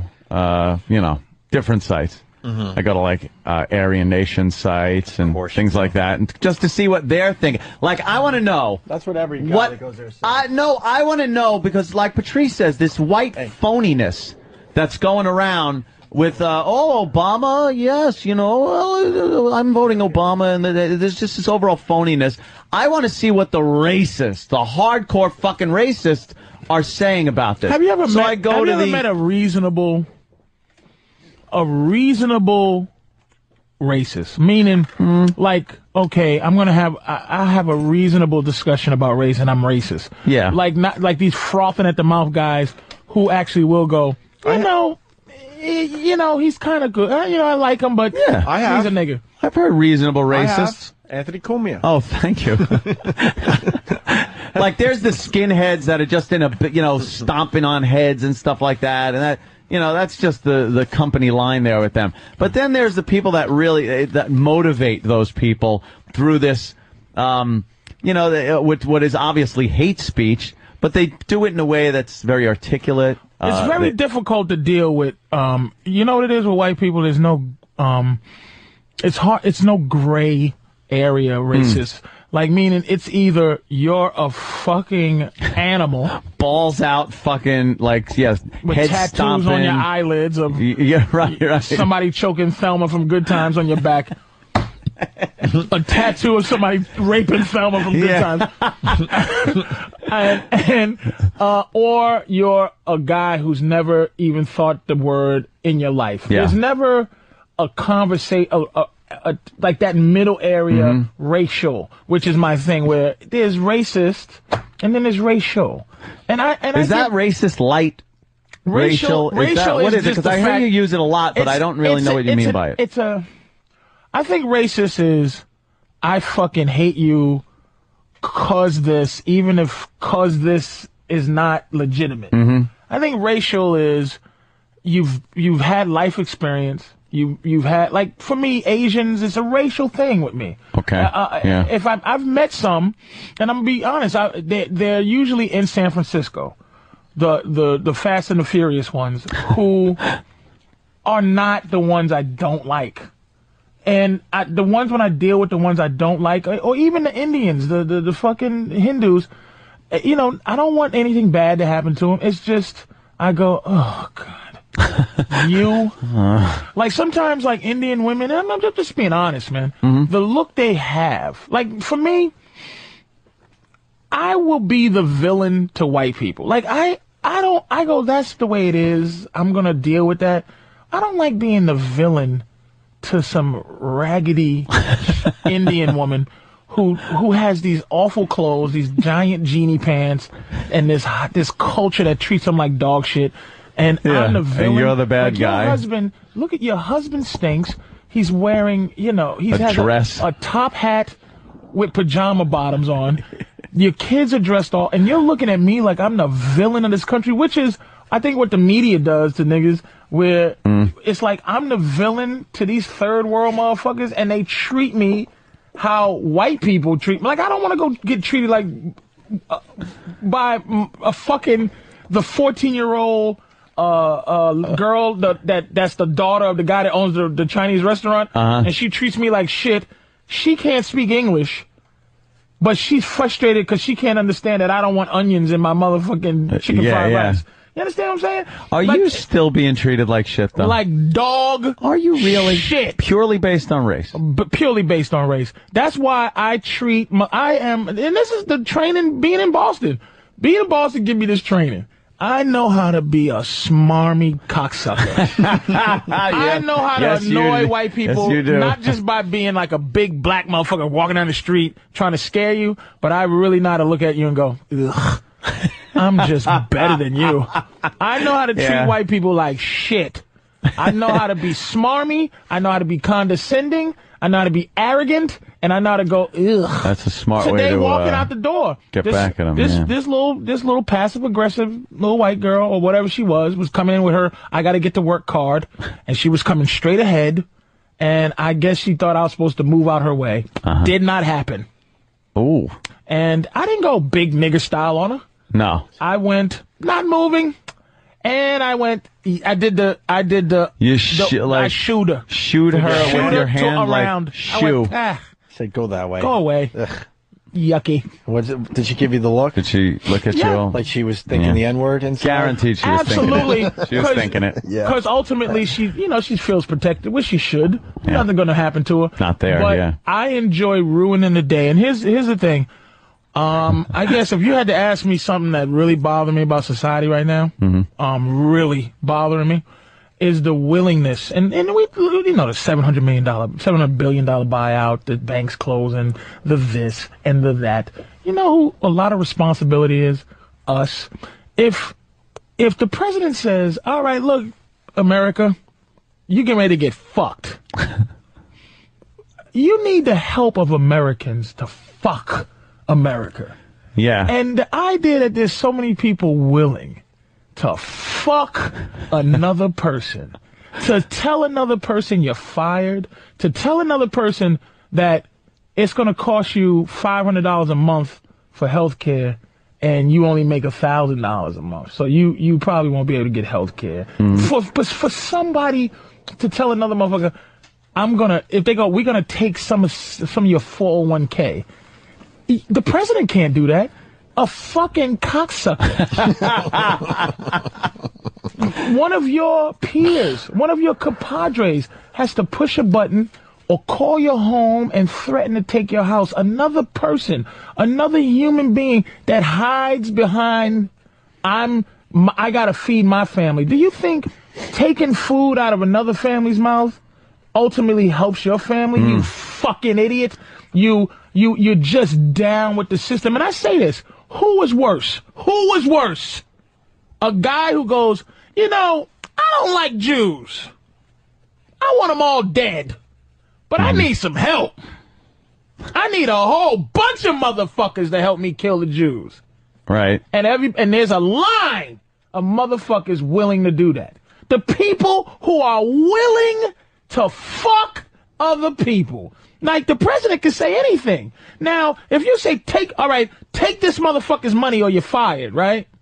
And I go, nah, I can't do this. All right, you're fired. Then the next person takes it and you go, nah. If we, at some point, and I know this is ridiculous because it's just, could never happen, not true. Right? Yeah. But if we stopped fucking each other for just as something as bullshit nobility as my job. Your job is to call my house and threaten to take it from me. Your job is to tell me that, okay, there's something I call pre-existing. I got diabetes, right? So I didn't have health insurance. I would just pay my medicine straight out, go to the doctor, pay for that. So I got health insurance. These motherfuckers tell me, this is somebody's job. Tell me, the pre-existing condition is you can't get health care if you already got some shit. Which is just amazing, by the way, if you break it down. So that's the whole reason you need I gotta people. wait for a year with the disease that I have before I can get help with my disease. They want to make sure you're not really fucked up.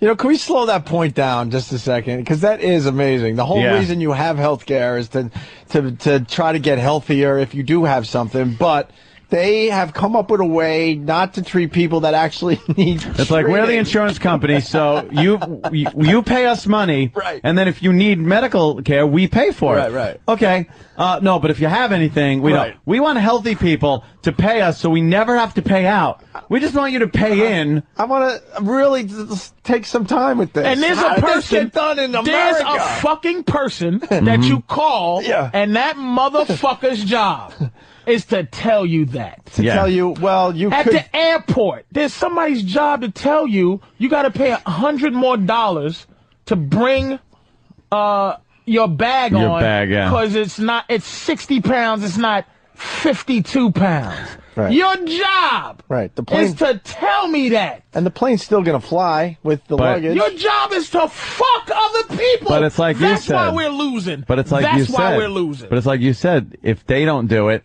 then they lose their job. That's the whole idea. Yeah. But your family, if you're willing to fuck my family for the sake of a company that's fucking my family, your family safe? You fucking idiot. For that moment. People just live moment to moment. So, stupid. Yeah, if your job is to fuck somebody else over to keep your family in food and shelter, people are going to do it. Yeah.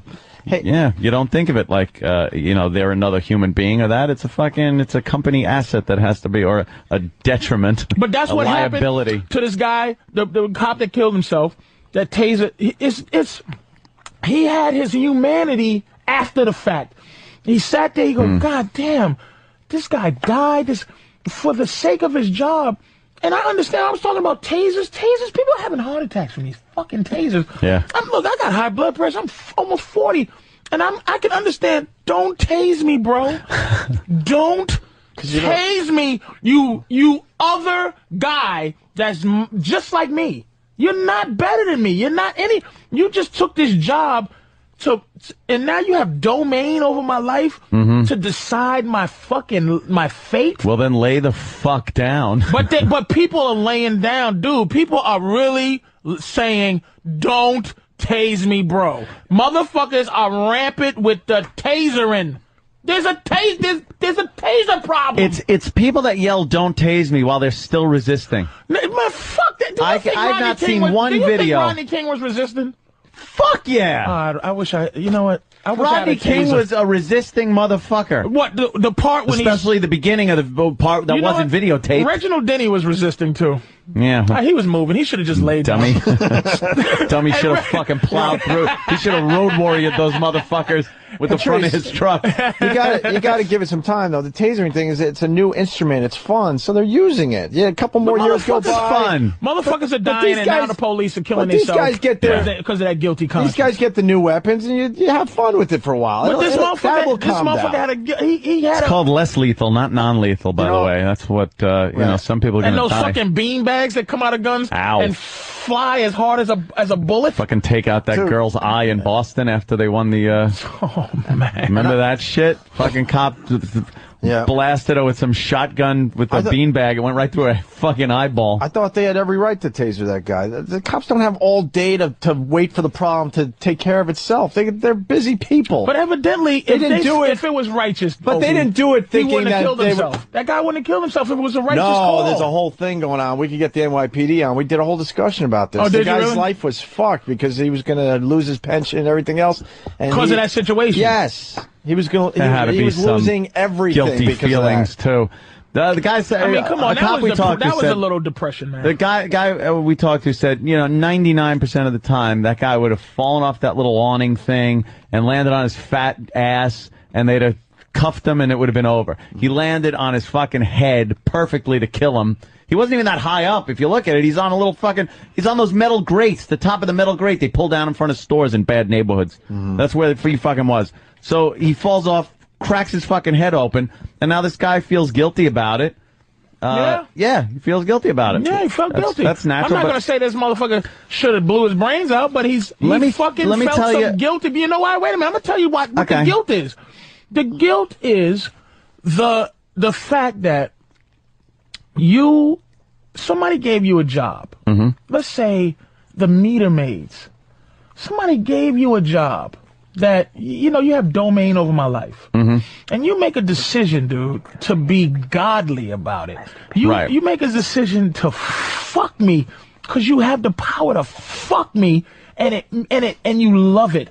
The toll people, like you just drive through and you just go, your job is to tell me that I'm paying $8 when I was paying $4 yesterday. That's your job. Hey, it's just my job. But it ain't just their job. You know it, Anthony. But they didn't make the fucking rate. I don't like them either. I know cops that police work is their job. And they have an ethic about it, and they're nice dudes, man. And I know some motherfuckers, it ain't their fucking job. They're just in it for the, it's head bashing or something. For the Torah, man. And that's the terrible thing, is that if you're not lucky enough to know Kenny or know Keith or know motherfuckers that I know in the hood, if I don't know how to make this man's face mean something to me as opposed to some cop. Because there's a lot of motherfuckers that the police are just some cop. So this guy who kills himself, a lot of motherfuckers can't go into, oh man, this dude's family, they did this to, all they look at is good. That's the OJ verdict. A lot of people, black people don't give a fuck about OJ. It's just like, oh, thank God a nigga beat the system. It really, black people are willing to take away that humanity part, which is the right and the wrong, just to get a little goddamn something out of this. Well, it is what it is. We got our something the other day. So that's what I'm saying. It works both ways. Now we're like, all right, finally, yay. Yeah. Hey, go into your... Oh, they hung up. God damn it, I wanted that call, too. Some guy called. His wife had to collect money from cancer patients. I don't know the exact reasoning of that, and she had to quit the job because she just couldn't do it anymore. Oh, really? Yeah, probably some kind of insurance with your point thing. Where her whole job is to not only fuck over people that are dying. Some people can't take. Yeah, some people can't take those jobs. They get hired, and they're just, and others, yeah, they're made for it. I mean, I bringing race into it again. When you get a black woman on the phone, when you are looking for help, you are not going to fucking get help. I'm sorry, that's just the way it is. You're not fucking getting help. And I don't know why that is, but... You know what the best helpers are on the phone? Are, first, black guys. I'm telling you. Black guys, because we don't give a fuck, but we're going to do our job to the point where we need to do it well. And white guys. Yeah. I think women... It's kind of onto something. Women as not much disagreement as there. Service people are the worst. All women. It's a power thing. Black women just bug you. Black women, and I hate the ones that try to sound white, like, man, this is Citibank, man, this is Carlotta Citibank. May I help you? Have I been helpful at the end of this call? No, bitch, you haven't been helpful. I try to make life miserable for motherfuckers who make life miserable for me. Here's my nightmare when I'm on the fucking phone. Did you unplug the box for 5 minutes and then plug it back in? That's cable. Yeah, I did that. I know that part. Of course That's I did. That's the first thing I do every time. That's the only thing I know. Did you pull a card out the front and then put it back? Yeah, I did all that too. Can I speak to a tech guy that does this? Somebody better than you, bitch. Yeah, I need someone better than you that knows the machine. Do you know the machine I'm even talking about and what's inside it and how it works and that's the guy I need to talk to, a tech. Someone that went to school for it. I used to say, Miss, let me ask you a question.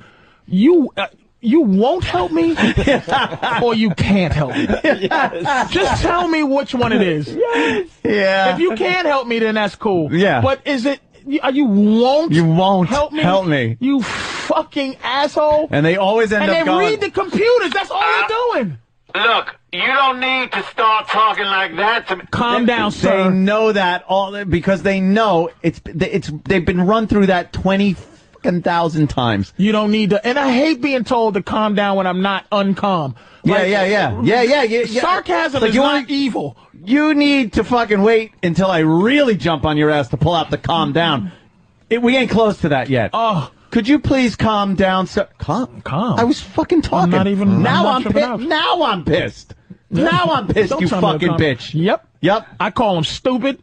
Stupid is my favorite thing. He's stupid. And I say, what shitty part of America are you from? Because there's always somebody from Louisiana answer my fucking phone. And I'm like, you don't even I said, I don't trust you having my credit card number when I'm giving it over the phone. As you're hearing the clicking of a computer thing, you get like, so how's the weather in New York? Yeah. Do you think I want to fucking discuss the weather with you? Oh. Type faster. Whatever you're doing to fucking tell me the wrong answer. That's their job. Yeah. They feel comfortable. Like the TSA. I mean, I go, like I said, I go to the airport. If I have a flight at 8 at night, I go to the airport at 4. Right. Because I know I'm an asshole. There's problems. I practice being an asshole at the airport. It is what it is. I try to find out what you can do and what you can't do at the airport. What I know... He's doing recon for everybody. What I do know is this. You can't say nothing about bombs. No, never. Can't fuck around with bombs. Can't fuck around with I'm going to do What you can do is insult them. What you can do is say... boy, you're stupid. What you can do is choose to take a full body search if you don't want to dress butt naked. I had to take my belt off one day, and I go get your supervisor. Because I want to see the rules. Tell him to bring the rules, too. I want to make sure. Oh, shit, you're that guy. I'm that guy. There's not many of you. I'm a middle-aged white guy at the airport, Jack. I want to see the book. Here comes a guy. Here's what the fear is at the airport. Two things they use. One, you got to fly. You got to get the fuck out of there. Yeah. So that's why I go 18 hours before So you're I on fly. a time constraint. Two is your lack of understanding for what power they have. The guy comes over and he says to me, your job is to do what we tell you. I said, that's not my job. Get out of my face. Oh, shit. Get out of my face. I'm serious. Get out of my face. That's not your job. Your job is not to tell me what to do. Your job is to keep me safe. Now, this guy told me to take my belt off, and I'm telling you this because this is the real me talking about it. But at the airport, I'm like, that's not your job. I'm arrogant. Yeah, like, yeah. I'm really white guyish. I go, cause I travel a lot. Some places tell me to take my belt off. Some people don't. I want to see where it says that I have to remove my belt. Where does it say that? That I have to remove my belt. My job is not to tell you. So I go, your job is to get somebody else that can help me then. Because he was a nobody. So he had to get another girl. Now, here's, little girl there. And I'm not even looking. Anytime a girl is of authority, so I don't look in her face. Oh, shit. Holy shit. Oh, you terrible. Hold on. I dismiss her existence. Just for the record, I'm the same fucking way. I don't know what it is. When a girl comes and berate me, I look away. That's why I can't look at the TV right now. Wow, with Sarah is Palin. that I'm looking at the floor. You are awful. I don't look at him. So they finally came out with a guy. I knew he was gangster. He had a nice suit on, Rolex, real powerful shape, small guy, like not afraid. So he came out, he was watching me do my thing, and he was just listening, and he just knew I was right. He knew I was right. And I go, I'm complying. Dude, the shoes. Was he off. black guy? You gotta, no, white guy. He was white guy? Gotta take the shoes off. I take the motherfucking shoes off. I hate taking the shoes off. By the way, the fastest way to get through the airport is to come dressed just like an Arab.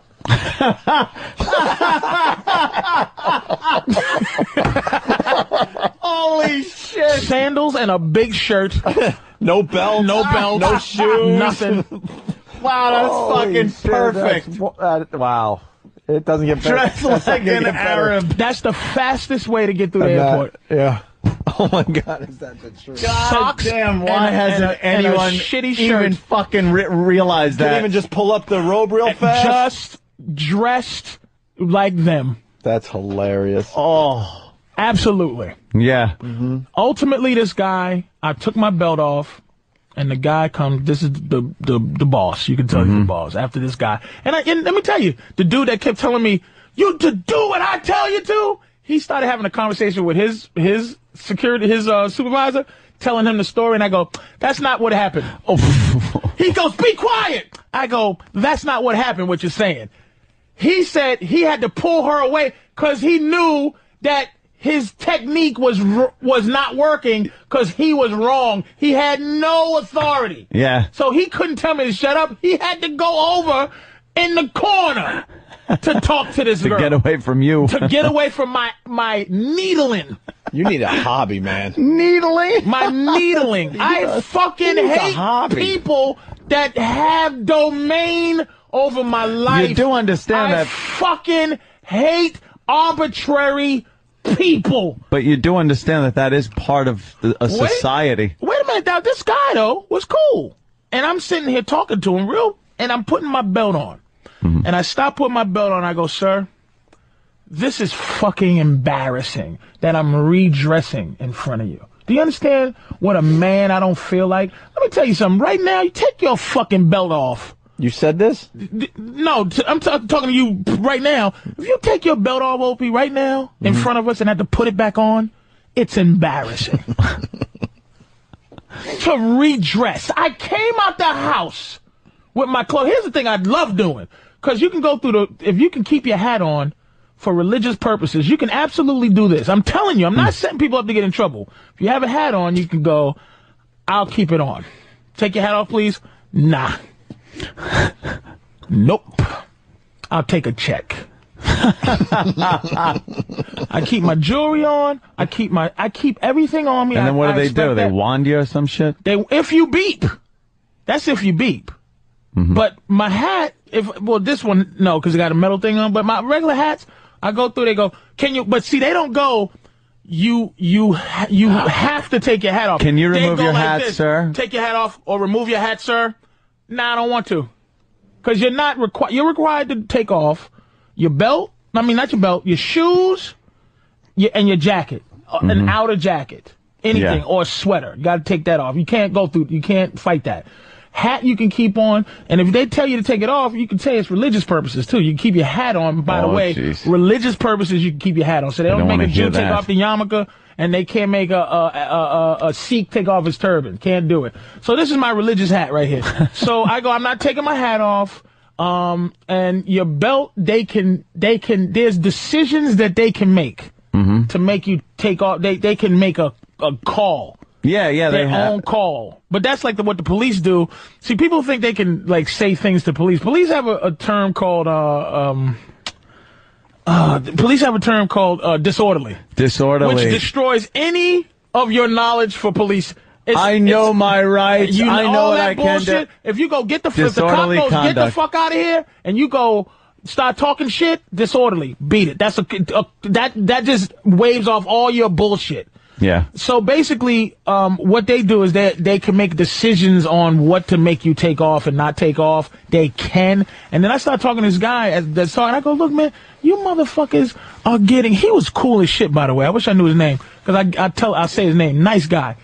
I go, man, you motherfuckers are getting sued, man. These motherfuckers are making women strip, taking out nipple rings and shit. You motherfuckers is crazy. And he goes, man. Look, how many people a year do you think we see? Now, I go, I don't know. I said some goofy shit. I don't know. I'm trying to add it up in my head. Yeah, right. He goes, 30 million people, man. And he said, we can't make one mistake. I said, fair enough. Shook his hand, said, fair enough. Fair enough. Yeah. But I would like to know what the fuck I can do to maintain my dignity so I don't have to have a Mexican girl tell me to take off my fucking belt. Then don't wear a fucking belt to the airport. Fuck you! I'm wearing my belt! For the fucking thing! This is what I'm saying. We're willing. This is why right now, this $700 billion fucking Biden, this shit is... The government runs the country now. We're not capitalists right now. The government runs our fucking country. And people go, yeah, like, don't wear a belt. You can't be that white, Anthony, where you just say, leave your right. Don't wear a belt. All I'm saying is, I remember a fucking time where if I was getting on a plane as a kid or a relative was getting on a plane, I could fucking walk them right up to the fucking plane. Yeah. But people fucked that up for us. No, people didn't. Yes, they did. Some fucking Arabs assholes that flow a plane. But the people, let me tell you something, man. They fucked it up for us.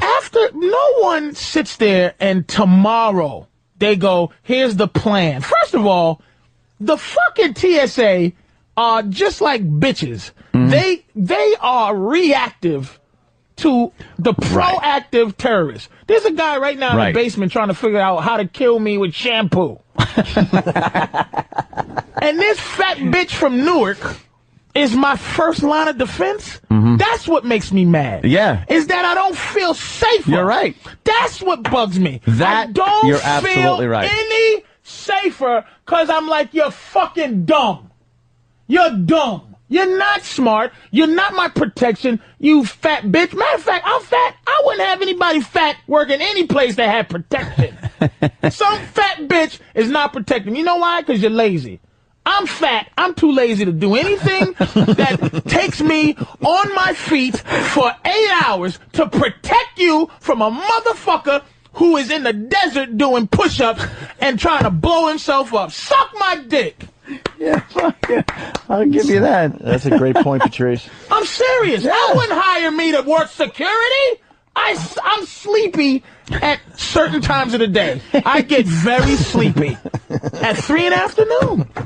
That's when terrorists, I read a book, terrorists try to kill us mostly at 3 in the afternoon. And that's when I'm my tiredest. Some bitch that came to work at 7, she wants to run home to see the last bit of Maury Povich. Is my defense system? False sense of security. Suck my balls. False sense. We have it in this building. We got to go through a security guy downstairs. What is he going to do? Who's arbitrary, by the way? Some days that guy's like, sign in, who are you? Some days he's like, hey, how you doing? Yeah, doodly-doo. All right. That fucking guy. What happened? No, see, now. What? But he's nice. He knows Anthony, though, because he goes, Anthony went up already. Yeah. Likes you. But that's what I'm saying. That's the thing. Likes you, life is good. Don't like you, life is bad. That can't be. I don't like him. I haven't acknowledged that guy in 2 years. What, the guy at the desk? Hate that. See, I acknowledge him every day. I say, have a nice day, have a good evening, and I never have a problem. He calls you anti-puss. Good old Anthony. Why have a problem with somebody like that? Because, and I'll tell you why. I'll give you, it's not worth the aggravation. Having some kind of a fucking problem with the guy at the desk in a building you work in is so counterproductive. I could think of 20 other people that I could have a fucking problem with that would be more, would benefit me better than that guy. I go with that. So I don't fucking. It's not like I go. I'm not bringing him cake, but I'm not fucking. I'm not giving him a snide remark. I'm not making faces at him because I don't give a shit. Right. Here's something that's very funny, and I have to address this because I guess Keith is listening. Hope he is. I wouldn't come home today. Ange, it's Keith's wife. She does the decorating in my house and stuff, and Keith does a lot of the business end of things. He's like my personal assistant kind of thing. One thing that is done is my laundry gets done, which is nice. I don't have to do my laundry. I'm paying people. It's not like I'm looking for a freebie, but do my laundry. So it says, Ange says next time she sees laundry on the floor, instead of the hamper, she's burning it. And now here's why I purposefully, on purpose, put my laundry on my laundry on the floor next to my bed.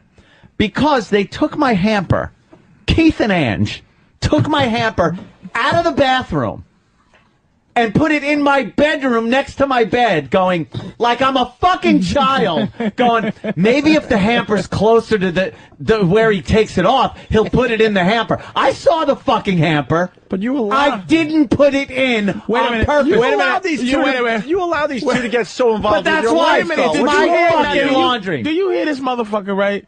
He just finished. Do you hear the battle he's fighting? The ridiculous pride that he just took, and that principle, that useless principle you just had. Do you understand? It's my fucking house. Good is good if it's good for me. Like, fucking, you just went off on how you had to make a point to instead of, this is what this motherfucker just said, don't cause people problems. Battles. You couldn't, Pick your battles, I was saying. A passive-aggressive battle with Keith, who's on your side, and his wife, who's on your side, and all you had to do was go, hey, Keith, man, listen, I saw the hamper. I'm not a kid. Don't treat me like a fucking baby. I pay you guys. You're missing something though here. To do what you do. You're missing something here though. He's finally putting his foot down now that Keith has at least 2 rooms to himself in the house. Finally he's putting his foot down. That fucking hamper in there like I'm their 8-year-old son who fucking doesn't put his laundry away. I'll put my fucking laundry on my roof. I'll put it on my fucking now roof. He's talking tough.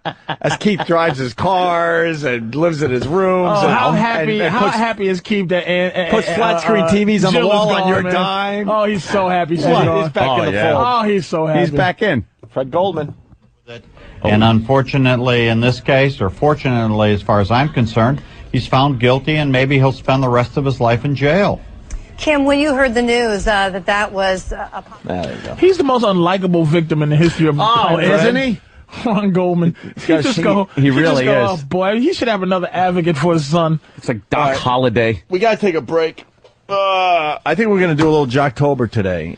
Oh, Jocktober, where we take a random show from around the country and showcase it for the shit that they are. We kind of were going to blow it off today, take a little break, but this show is talking about relationships and getting engaged and all that, and it's right down Patrice's alley, I do believe. So we're going to look at the B Morning Coffee Club out of Rochester, New York for Jocktober after the break. All right. And other things. Stay there. What do you do? Rock and roll. Opie and Anthony. Dow Jones down 315 points in early trading. Wow. Trading, excuse me. Dipping below 10,000 for the first time, and who the fuck knows? And was saying, remember when we were pushing 15,000? Oh, they were going, yeah, down 15. We're going to 15,000. I wouldn't worry about it. That's fucking some shyster dick douchebag over at Bank of America. It dipped. They decide when you go in there and want to make a transaction that they got to try to fucking suck you into this investment thing. Mm-hmm. So this guy is like, well, who's your... It started with the teller. One of these tellers goes, who's your money manager? I go, I don't know. I am. He goes, oh, well, no, this person's your money manager. So set up an appointment, and he'll talk about, some options you have. No. And I sat down with this motherfucker, and he goes, what are you looking to do? I go, I'm a conservative guy. I'm very conservative. I don't want my money in things that are going to gain or lose value very quickly. I'm a steady as she goes kind of guy. All right. Do you know where the Dow's going to be in 3 months? Let me tell you. Oh, you know fucking Kreskin? So it turns out this motherfucker... is 15 better than 10? A lot. Yeah, way better. Up is good. This isn't golf. Creed is good. Yeah. So this motherfucker goes, okay, come in next week, and I'll put together some type of thing what I think you should be in. So I go back. He's got me like he didn't have me, but he had this layout that he got this plan for me. Was loaded with stocks. Loaded. And I said, this is exactly the opposite of what I fucking told you I wanted. Can you live off your interest? Not at this point with fucking the way interest is. Not the lifestyle I'm accustomed to. Have you seen his house? That mortgage is a bitch. What's the interest rates right now at the bank? You're getting shit. What do we win? Fucking maybe. Tree. Yeah. It's really bad. Tree. You used to be able to, interest rates used to be like 10%. You could sit there and just fucking... Wow, look at us. We got plenty rolling in on interest. Now, no, you can't. Well, let's you can't. You need like fucking huge amounts of millions. Let's change gears. Get out of this depression that is our future. Ooh, financial future. It's Jocktober, eh? It is Jocktober. It's Jocktober. I love Jocktober. Let's make fun of somebody else to make ourselves feel better about ourselves. Right? Yes. Happy Jocktober, everybody, from your friends at the Opie and Anthony Show. I wanna rock! It's a celebration of hacky, pukey radio shows and DJs from across this great nation of ours. I'm wearing panties to this party. Yeah. I've never seen a better antonym of hysterical. Crank up the crapola. It's Jocktober on the Opie and Anthony Show. Was the yang for the yin of hysterical. It was the polar opposite. Happy Jocktober, everybody, from your friends at the Opie and Anthony Show. Yes, Jocktober is here. By the way, the Dow went under 10,000 in October 2004. That was the last time. 4 years ago. Ah. Wow. Where's my... hello? Well, Why did that sound fun? Oh, because I turned it down because that was so loud. That sweeper was ridiculous. That's better. Sam, who are we looking at today? Today, we're going to Rochester, New York. Mm-hmm. The home of Brother Weeze. Yes. When you mentioned Rochester, you mentioned the home of Brother Weeze. The home of Brother Weeze and the home of the B Morning Coffee Club. Ooh. WBEE 92.5. Ooh. Mm-hmm. What do we know about them? And what are they? Isn't that a country station? Yeah, it's a country station. I remember back in the day it was. But they like to spend the mornings playing some country music, having some laughs, and making you feel, good to wake up. All right. And it's Terry, Steve, and Newman? Yeah, Terry, Steve, and Newman. I think they call it Terry Bird. Okay. And this starts with a promo the show uses to show how funny they are? Yeah, like while the show is running, they go into breaks sometimes with promos of kind of the big laughs that they've had in the past. Okay. And that's what this is. All right. Strap in, kids. Yeah. It's Jocktober. Good morning, Terry Clifford. Well, good morning, Steve House. Oh, this is Terry Clifford. We made fun of her. We have? Yeah, when we were in the running to be the biggest show in Rochester. Yes. Oh, yes. right, okay. Wasn't she the piggy pig looking one? She has a really larger. hot voice, but not real hot voice, but a nice voice, but she's just a mess of a She's lady. an extremely large You remember woman. Aunt, don't you? Yeah. All right. Good morning, Terry Clifford. Well, good morning, Steve Houseman. And hi, Jeremy. Hi, guys. Everyone have a good night? Everything okay in our little worlds? Yeah, pretty good. Anything we have to tell anyone? Why, what do you know? Well, no, I just... The B-Morning Coffee Club. Weekday mornings, 5:30 till 10 a.m. on 92.5 WB. Wait, what was the laughing for? Why were they laughing? Said, why? What do you know? And then they laughed at that? And then there was a big, guffaw. But where's the joke? Why? Said anything to tell us about? And say, why? Well, maybe, but what do you know? I don't want to get in over my head. Yeah. Because imagine. Just imagine. Oh, Yeah. the crazy. You're talking crazy now. Yeah. Oof. Any examples of the Holy shit, man. humor? What, Patrice? Radio just... It's well, that's horrid. why we have to do this. It's horrid. They just can't be real. But let me ask you... Ask. Okay. Just don't blow up our bit. We need 20 more days of this. You have a tendency of being so logical. We're like, fuck. I can't do the bit anymore. Ruined it. Right. What's the All right, question? then go, because I can't. No, go I ahead. can't tell if no, it is. 'cause we're a real show. It's You fine. Go. guys have been soldiering for a long time, right? Mm-hmm. How many out of, let's say you 10 of these, how many out of them are that? Even if you gave them free reign. What do you mean? To be funny as they could be, and how many have to be that? Have they to be? are. No, they're really that. Yeah. There's Wait, no. what is Patrice saying? You know That what we're I'm just saying? we're just picking out the bad stuff. Like no. You know what I'm like? No, like do you know what I'm saying? they go in there and go, oh fuck, I got to put on this face again? Right, like and if you gave them carte blanche, they'd be geniuses. No. They are just No, because you know Yeah. why? Because this show we're listening to, they think they're geniuses. That's the problem. But geniuses under the umbrella of you have to be not funny. This is as funny as you can be to not offend anybody. Don't Yeah. talk about shit. They're funny for that.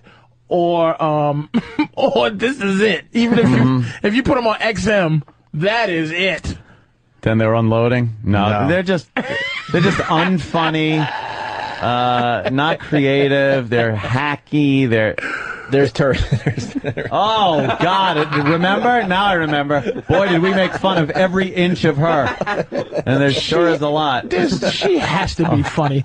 A person that looks like that has to have a sense of humor. That is. I refuse to believe she's not a funny person. Frederica Bimmel. Oh my God! She's even worse than I remember. She looks like two of the fat ones from the Facts of Life put together. What's the fat one from the Facts of Life? She's a morphed version of retarded Laverne and Shirley. Sure. Both of them put together in one person. She's so ugly, I got hiccups now. I was laughing so hard at her ugliness. I'll tell you what she looks like. A fat Mo from The Simpsons. A fat Mo from The Simpsons. Mo that owns the bar. Yup. Oh, is she awful? Wow. And we determined she's a flatso. Yeah, which is the worst. She's very big, but she doesn't have big tits, which makes her a flatso. There's a lot of... I can see. I think it's the way the picture's being taken. I see them. I see where they at. They just a little... If you push them up, there'll be a nice tit. Why is she wearing the lace on her arms? Or is that just their arms and stretch marks? Well, that's what they sell at Lane Bryant. That's just stretching Lane out Bryant, the fabric, Anthony. That's what Stephen Carr used to wear. Oh, that is Stephen Carr. Holy shit. It didn't start as lace. No. All right, no, Patrice, there's Holy shit, who's this face? This face belongs to somebody, Isn't man. It's that haunting great? me. It's haunting me. Well, first of all, it's a guy's face. Yeah. Yes. She's definitely if you look just at the manly. face, it's a manly face. She looks like a weatherman from it's just something going on. Hair. I know her face. Wow, that is that face? I think it's John Crook. It's a little Drew Carey. Drew Carey. Drew Carey. Yeah, if you just all right. It's also like Mike from Don and Mike. A little Mike-ish. Yeah. I know that fucking face. All right, keep it up there, and we'll figure it out. Maybe she was a man. A big fat man? Yeah, maybe. Damn, I know that. So make me a woman, but don't make me any prettier. Patrice, this is a man. This Jocktober thing is easy pickings because most shows suck. There's a handful of shows that get the job done. All right, we continue with the B Morning Coffee Club. Yes, they spent. They're a coffee club, Sam. Well, they're the coffee club. That's so nice because they're on in mornings. What are you laughing at? It's doing the Drew. It's kind of Drew Carey. Oh yeah. Wait a minute. Oh my God, it's kind of close. I'm squinting and covering up her awful wig. Oh, fuck me. Is that a wig? That can't be her real hair. That's a little Chris Farley, too. A little Farley in her? Holy fuck. Yeah, there's a little Farley in her. Farley. Safe to say, she's a beast. All right. Newman talks about getting engaged. We find out whether or not Terry is a hole. Yeah, well, they spent the entire show today because I guess Newman got engaged, to his fiance. But when I was doing radio in Rochester, he was old. No, I think there's must be a different Newman. All right, it must be. It sounds like a young guy, and he just got engaged, so they spent 4.5 hours talking about it. Wait, what are we looking at now? Fucking Farley. Look at that. Look at the big one with his. Yeah, that one's great. Looking at fucking Farley.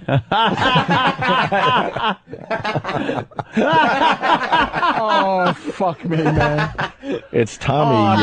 That poor woman, man. I can't even do it. I can't join in with you, fellas. This poor woman. This poor woman, man. She's awful. Such a victim, man. It's such a victim. This is all Everything on her is awful. This is all I gotta listen to this shit because if she's in a drop of nice, I can't join in. All right. This bitch. No, she's overly nice. Oh, that's the problem. You feel bad. You just gotta feel bad. I don't give a shit. Look at this bitch. I don't care. I'd kick her in the teeth if I could. Yeah, she should go on, Mike, and just spill her guts out about her problems. Then about how it was growing up, just being like the fucking girl no one went with. Her unhappiness would make her a genius. Right. Don't be happy and because I'm unhappy for her. I'm really unhappy for her. Talk about high school and how you were just shunned. She looks like Costello. Oh my God, yeah, she does look like Costello. Oh my God. Oliver. Yeah. Lauren Hardy. I'm eating another pie. She's a fucking mess. Yeah. Why don't we let's listen to the next hear clip. some of this. All right. This is the B Morning Coffee Club. It's the coffee club. You drink your coffee with them. All right. Newman talks about getting engaged. We find out whether or not Terry's a hole. You be the judge based on her reaction. We all know the definition of the hole at this point, right? Of course. All right. It's like literally I feel like a different dude from one night to the next. Good for you. I am so happy for the both of you. And she is just a lovely, lovely woman. She is the perfect woman for you. She's so hot, too, Bird. You've seen her, right? Yeah, but it's what's inside that counts with her, all right? Nah, not really. Whatever. Yeah, it is. She's hot, that helps. Oh. But it's cool It's and... incorrigible. Incorrigible. You know what? I'm going to give that guy a gold star because he's saying how hot this other guy's chick is in front of the big slob. That takes balls. Think about that. Yeah. Well, listen again. Knowing the girl giving all the niceness there is just. She's not even a 1. No, she's not even on the scale yet. The 1 to 10 scale. It's like literally I feel like a different dude from one night to the next. Good for you. I am so happy for the both of you. And she is just a lovely, lovely woman. She is the perfect woman for you. Now, the one saying that is, have we stressed how awful she is? Yeah, no, we can't possibly stress how awful she is. And is she the lead person on the show? I don't know. She might be. It might be one of those rare What's with the occasions. complimenting? I can't be happier. So hot, too, Bird. You've seen her, right? Yeah, you hear the dude? Oh, God. And she's so hot. Does he know how it's killing her? Yes. Like, talking about hot chicks in front of her kills you. That's like being like fat or way out of shape, and girls just talking about this guy that's like ripped and stuff. You don't sit there and go, wow, that is great that he's ripped, and that you find him attractive, and I'm a pig, it's just, it's killing her. And she goes, no, it's about what's on the inside, and he goes, no, it's really not. No, it's not. The inside. Oh God, that's her. That's perfect. Oh my God, it's fucking. It's Oliver Hardy. Oliver Hardy. She looks like Oliver Hardy with a perm. Listen, she tries to defend that it's about what's inside and has nothing whatsoever to do outside. Of fucking course. Cake. I've said this a million times. You always go for the physical attraction first, especially us. And then yes, guys, this is what we do. You're looking, wow, she's beautiful, she's hot, whatever, and then you hope that she has something else going on besides the looks. I'm a fat, funny guy. Let me tell you something. No fat, funny bitch is getting anything out of me. Yeah. My girl loves me because I'm fucking funny and all the other bullshit. But if some guy with a fucking 12-pack comes around, I get mad when she says she wouldn't fuck him. I'm going, bitch, do it. Yeah. What the hell is wrong with you? Yeah. Woman for you. Inside. Sue Bird, you've seen her, right? Yeah, but it's what's inside that counts with her, all right? Nah, not really. Whatever. Yeah, it if she's hot, that helps. Oh. But it's cool and encouraging. Hey, Terry, why don't we talk about what's inside you? A lot of calories. That is such the whole, the complete with the, no, it's what's inside. She said incorrigible. Incorrigible. Yeah. Incorrigible. That word should be taken away from us. You shouldn't be allowed to use that word. Along with inappropriate. Incorrigible. They are incorrigible, though. Steve talks about getting engaged and proves he is an emasculated nobody. Yes. All right. I was well into my 30s, a little older than you, and I was ready to just be a bachelor all my life, and I had this beautiful woman who was at my side all the time. One day, I was still living in Boston. She rings, and I lived on the second floor. She rings the doorbell. I let her in. She knocks on the door. What's the deal? I got a life to live. You going to marry me or what? And you're sitting there with Vinny. I was there with my best buddy. We're eating Chinese food and drinking beer. And I said, well, okay, I'll get married. So, wow, to say the least. all right. I said yes, by the way. Congratulations. Hey, with all the laughing she does, you would think she would be thinner. Yeah, you think she would be burning off calories with all that fake laughter It's she a does. jolly laugh that she has. Wow. No, she... Okay. Wow, that is demonic. And it's everything. It's like she could do something with the hair, maybe. Maybe she could put on some makeup. I don't know. There's just something that could be done there that isn't being done. Contacts? Yes. Contacts to lose the out the hair a little glasses. bit. I'm gonna tell you, she is hopeless in terms of fixing. Like, she can never come back as. No. It's like Rosie O'Donnell, where nothing she could do. Like, there's no pretty something in there. No. Rosie just decided to go full dyke. But it's like, even if, like, losing weight, like, she would have to have a complete reconstruction, like her face has to be changed. Yeah. It's just her entire everything, like, her head is almost like it's growing outside of her chest as opposed to on a necklace. It's going down in some weird. You ever see the Dark Crystal, the giant birds, where like it's almost vulture-like, except for you don't see the vulture neck. She got fucking it's almost vulture the head head comes down like a Muppet vulture. Yeah. But it's like, even if she lost, there's some people that just have been cursed with not prettiness. Oh God, there she is with a horse. But hold on, because I don't want to lose this line. The comments are ridiculous. This is why we have the greatest listeners in radio. Jay from Florida. How did we miss this one? This must be a country station, because this woman could never do a morning show on Light FM. Oh, shit, look at this. Oh, look at her body. Holy shit, that's a full body shot. Look at her fucking... I think I once wore her body to wrestle in a bar once. Wow. Is she retarded? She looks retarded. No. Look at the horses looking at her like, you fucking slob. Oh, poor lady. Horse hates her. Dude, her boobs are not even close to being... She's shaped like a croissant. She is... She's shaped just like Big A. Oh, man. She's shaped like a pear. You just feel bad for a woman because it's just... There's nothing there. Because weight loss, it would be strictly for her health. Yeah, it wouldn't be, I'm going to lose weight to be look a hot. little better. It's just strictly to live longer. You know what? Patrice is right. Her arms look too short. Her waist has got to be close to a 60. She's her breasts mess. are maybe a 40A. She's a 24, 48, 72. She's got like a steroid chin. It is a complete pear. She is shaped like a pear. Oh, poor thing. With two big fat legs. How do you get those pants? Like, where does she buy her pants? Man, this poor woman. And that's hair. a young picture of her. So she's been living that. Oh, I'm sure you could get high school pictures. I mean, She's that's a young picture. Guaranteed that has she's to in be the 20 years younger than that picture that has been up. Drama club she's probably in and all those things. Oh, no. How many? Oh, that kid. Donkey Lips. What are we looking at now? Donkey Lips. Donkey Lips from Salute Your Shorts. Salute Your Shorts on the old Nickelodeon show. Yeah. Yeah. What the fuck? God damn, man.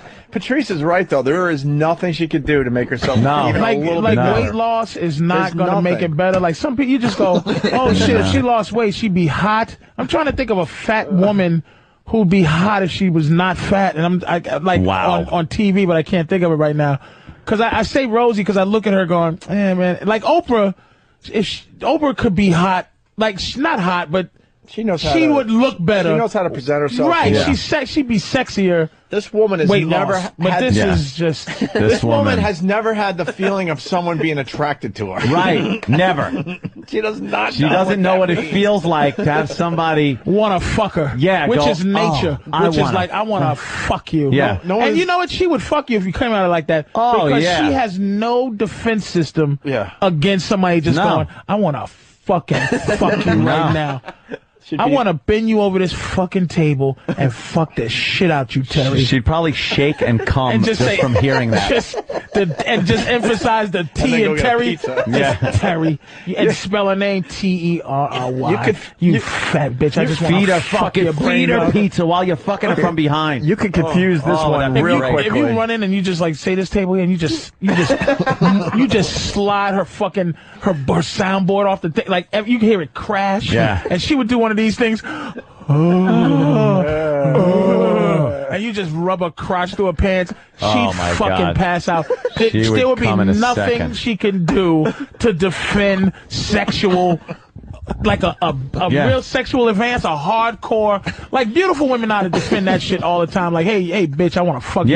Get out of my face, because you just go, Terry. Hey, Terry. Yeah, Terry. And she goes, yeah, you know what I'm fucking talking about. What do you mean? And she gets that, oh my God, because she wants to be like every other woman. So she's juggling in her head. I always hear how women do I say rape or do I just fuck him? What am I going to do here? I don't want to be a whore. Wait a minute. Some dick is coming my way? You fat fuck. Yeah. And just call her that. You choke her. You find her neck, right? Oh. You just lift, you find her neck, and you grab her. You grab her by the base of her neck, right? Yeah. And you just push a little bit on the neck, and you just start to shake her face. And her jaws move, and it's just her jaws are moving, and then you just kiss her. Oh, that big fucking pelican head. Can I jump in? She's the type of woman that would have to do horrific things to be in the sex game. Oh man! Like, are you talking about? Oh wow, beyond. Like it balls deep, like just to the balls, and then lick the balls while she's gagging. Don't lick the balls as she's gagging. Like she's like, fuck, I know he's a serial killer and he's killed 20, but this is all, I have to play. She'd have to pull some shit where it's like, look, stab me and fuck the stab hole. Right. That would she'd have to get some looks like she outrageous would shit. marry a fucking serial killer. Yeah. Like she sends letters to the Green River Killer and just hoping for attention from a serial killer. Just holding flowers. She looks like she got married in a prison. Just fat with flowers. Richard Ramirez letters in prison. Oh, she's definitely got a pen pal in the and joint. the prison chaplain is like fucking standing there marrying her and some guy with a mullet who's in forever. Peter Griffin's up there now. It's Peter Griffin. That's who it is. It's Peter Griffin. Peter Griffin. Fuck. You're fat. You're Peter Griffin face. Oh, Jesus fucking God. Oh, yeah, that's it. How does Look that at feel, her. fatty? Dude, that's her. She's fucking Peter Griffin. I wonder, I'm gonna hit on her if I ever see her. I swear. Oh, yeah. Like, if you just tongue swipe her nips. Imagine fucking spreading that fat ass apart and sticking your tongue up her ass. Imagine she if you would did shake. If you did it with no, like, regard, like you did it like you want to. Yeah. Like you just fucking take both her meaty ankles and you just know what you're doing. You just push them. Holy like you don't shit. gently put, you just push them apart and you just move that little meat like you know what you're doing. I fucked a few fat girls, so I just know exactly what to do. And you move that meat and you just rub that clitoris and then it's just all ready to go. She'd shake like a truck with a broken timing chain. She'd fucking just rattle herself apart. And you grab the back of that awful permed up hair, drag her around the room, pull that shit, rip her wig off, and then she calls you the next day like, yeah, you know, like, what? Bitch, you're not well. You know, maybe dinner. Dinner. You drag her to the. You bring dinner to beat her with a turkey leg. You just. She's so desperate for romance. He would drag her to the truck stop. And that's what make she her blow wants. Everybody in the That's what she wants. Blowing the trucker. That's how retarded women. A man like that would never think romance. He's thinking buy a hooker. She's thinking romance. She thinks there's a guy out there. Because women are dumb like that. She thinks there's a guy out there that'll love her for her. Yeah. Really, bitch? What can you do to make me love past that awful meaty head? Just my girl's gorgeous. I have trouble kissing her just because I've seen her for 7 years. So I'm like trying to kiss her, and she's gorgeous. But this mess, after a month of looking at you with love, you just want to punch her right where there's no nerves. I hate to spoil the party here, but the next track, she's married. She's married, all right. Oh no! Find her husband. She's married. Is there any way we can find her husband on a fucking website? way. I don't know. She's got a blog. Let's find this out here. The blob. More of the B Morning Coffee Club up there in Rochester, New York. Bert, I'm sure yours was just the typical beautiful moment. Well, it was for us, of course. Yeah. We were at the Loose Caboose. The Loose Caboose, all right. The Loose Caboose. The Loose Caboose. That's what happens after you eat fucking Mexican and drink too much. You get a loose caboose in the morning. So she was at the Loose Caboose? Yeah. Is that where her wedding was? Booze. Oh. It was a restaurant in Webster. It was a restaurant in Webster, train themed. Okay, you were watching a movie. What, did she marry a train? What? Loose Caboose. I got it. Loose Caboose in Webster. Yuck. It's a restaurant in course it's a Webster, restaurant. train themed. Can't be away from a You were watching a movie.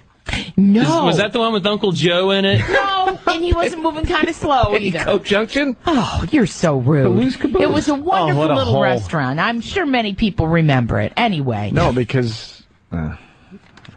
Anyway. She's married. Some guy has to say, and this is my wife. Holy Some guy has to go out and go, and this is my wife. The only point, half the reason that women exist is to be an object, right? Can you imagine if your wife was just all love? Like it had to be entirely love. Right. Like 100%. half of my girl's point is that I flash her around. Some other guy wants to fuck her badly. Like really badly. Like my bitch. Like you walk down the street and guys want to fuck your bitch, and you're like, yes, you want to fuck her, and I don't want to even look at her, and you want her bad. You'd give me your wife to fuck my wife. This guy has no bargaining chip. It's 100%. In his life. It's all love. Love. Can you imagine your whole existence is based on I love you? I love my wife. That's your. You have to love her to get on top of her. And just, your dick has to get hard. Your dick has to get hard. Maybe she was volunteering at the blind camp, like in Mask. You have to risk having a heart attack with the Viagra. Like, you risk Viagra for a bad bitch. If your dick wasn't working quite well, you go, damn, this bitch is bad. I got to keep her happy or she's going to fuck other men. But you don't even have a bargaining chip if you want to go swing. Like, if you have your woman. Oh, God, you bring that? To trade for his woman. You're getting someone's dog. Like, she's tradable with someone's fucking pet. Right. Like, you just want to kick her right in the pussy. Like, you just want to. All of a sudden, yeah, all right. You can fuck the chick that I brought, but I'm just going to kick her in her pussy the entire time you're fucking the girl I brought. Look, you see my girl? Treat her the way you think a woman should be treated. Do me a favor. I'll fuck with your woman, but I want to stomp all over this pig. I want her to snort. I want her to do piggy things. Like, the only... Put a leash on her. Yeah, just walk her around. She was also voted Mother of the Year. Oh, fuck. Oh, she has a kid? She has a kid that gave a great speech. Jesus. There's a video of the kid giving a speech. Oh, see, that's terrible. That's terrible. Let's move on. Terry continues her story about the caboose thing. Yeah. And the guys continue their brand of humor. Ooh. We were there and having a lovely dinner, and there was Chicken wings? No. Caesar salad wrap? Might have been chicken, though. I generally ordered... An ostrich. No. Something trophy. You know, it was just a huge portion. Just one of those giant meatballs. Like, not even little ones. Like, I enjoy little meatballs in my spaghetti. Yeah. But just a giant, one giant meatball that was rolled up with onions in it. She calls meatloaf meatballs. Yeah. Just meatballs. Just spaghetti and meatloaf.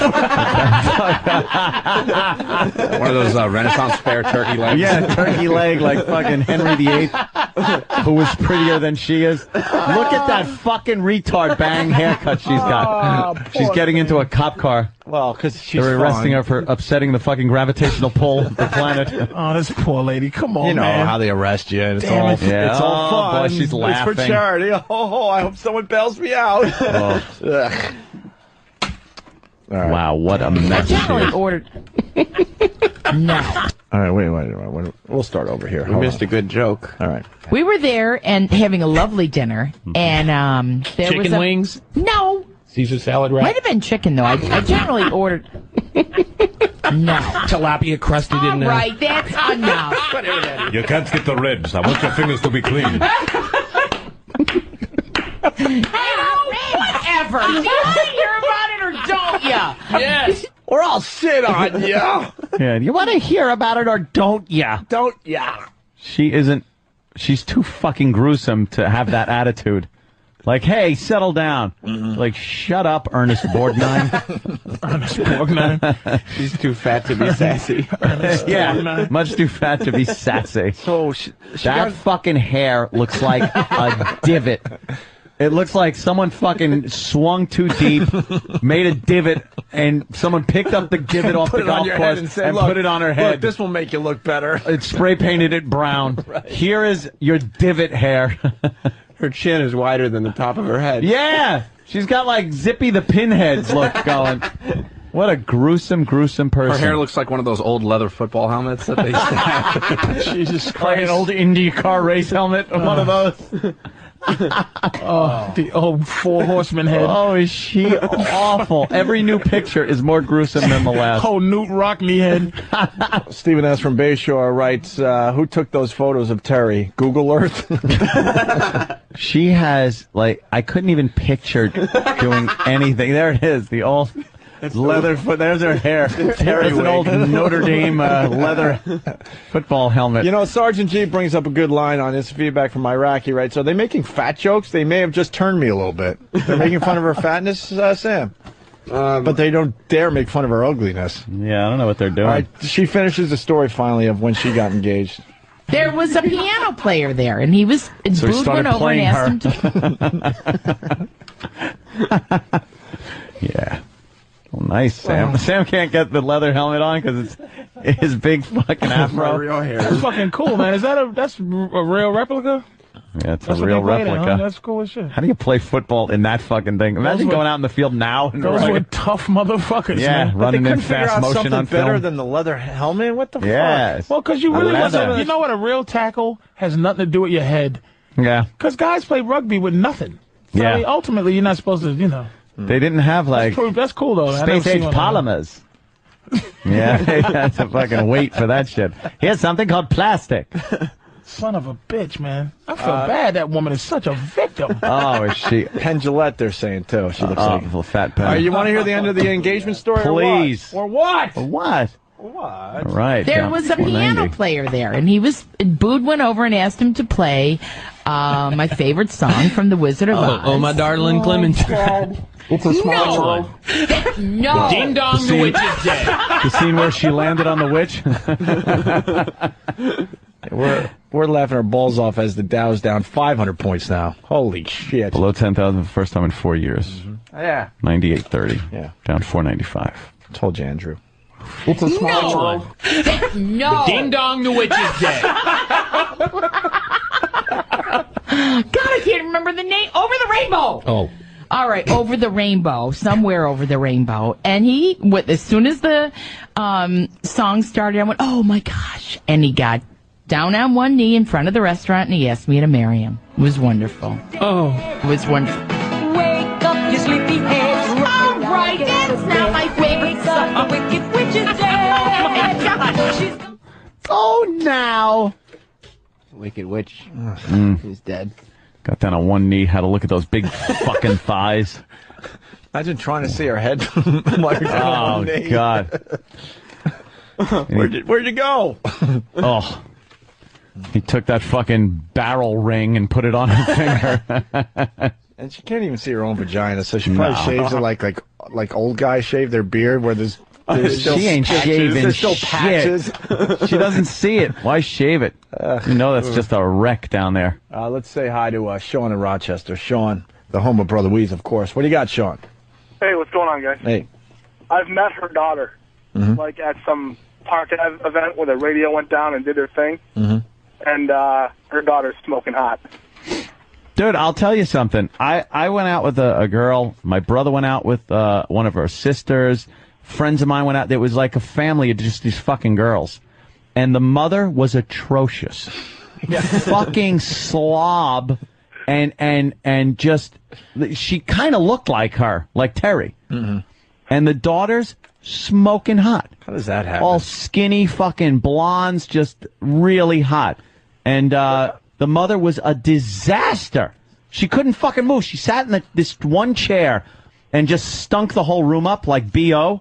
because she couldn't fucking wash or something. So, and I would come in and I was working at Dan's Bakery at the time, making bread. So I would always make sure to get a bunch of bread when I was going over there, and then I would just give it to her, and she'd be like, "Oh, thank you, some Italian bread." It's like, yeah, it's Italian bread. Right. I'm gonna go ravage one of your fucking daughters. But she was a big, slob. Smoking hot how, though? Tell him, give a little more detail. What's smoking hot? What's she looking like? Yeah, She's like, probably like, 5'7". She's got a nice rack, dark hair, like hazel green eyes. Yeah, it's definitely possible. Her daughter, but that's how we roll in Rochester. You ever walk around? We're ugly, we produce good-looking kids, and then all the kids leave. There you go. Cool. All right. Thank you, sir. All right, buddy. Bye. Oh my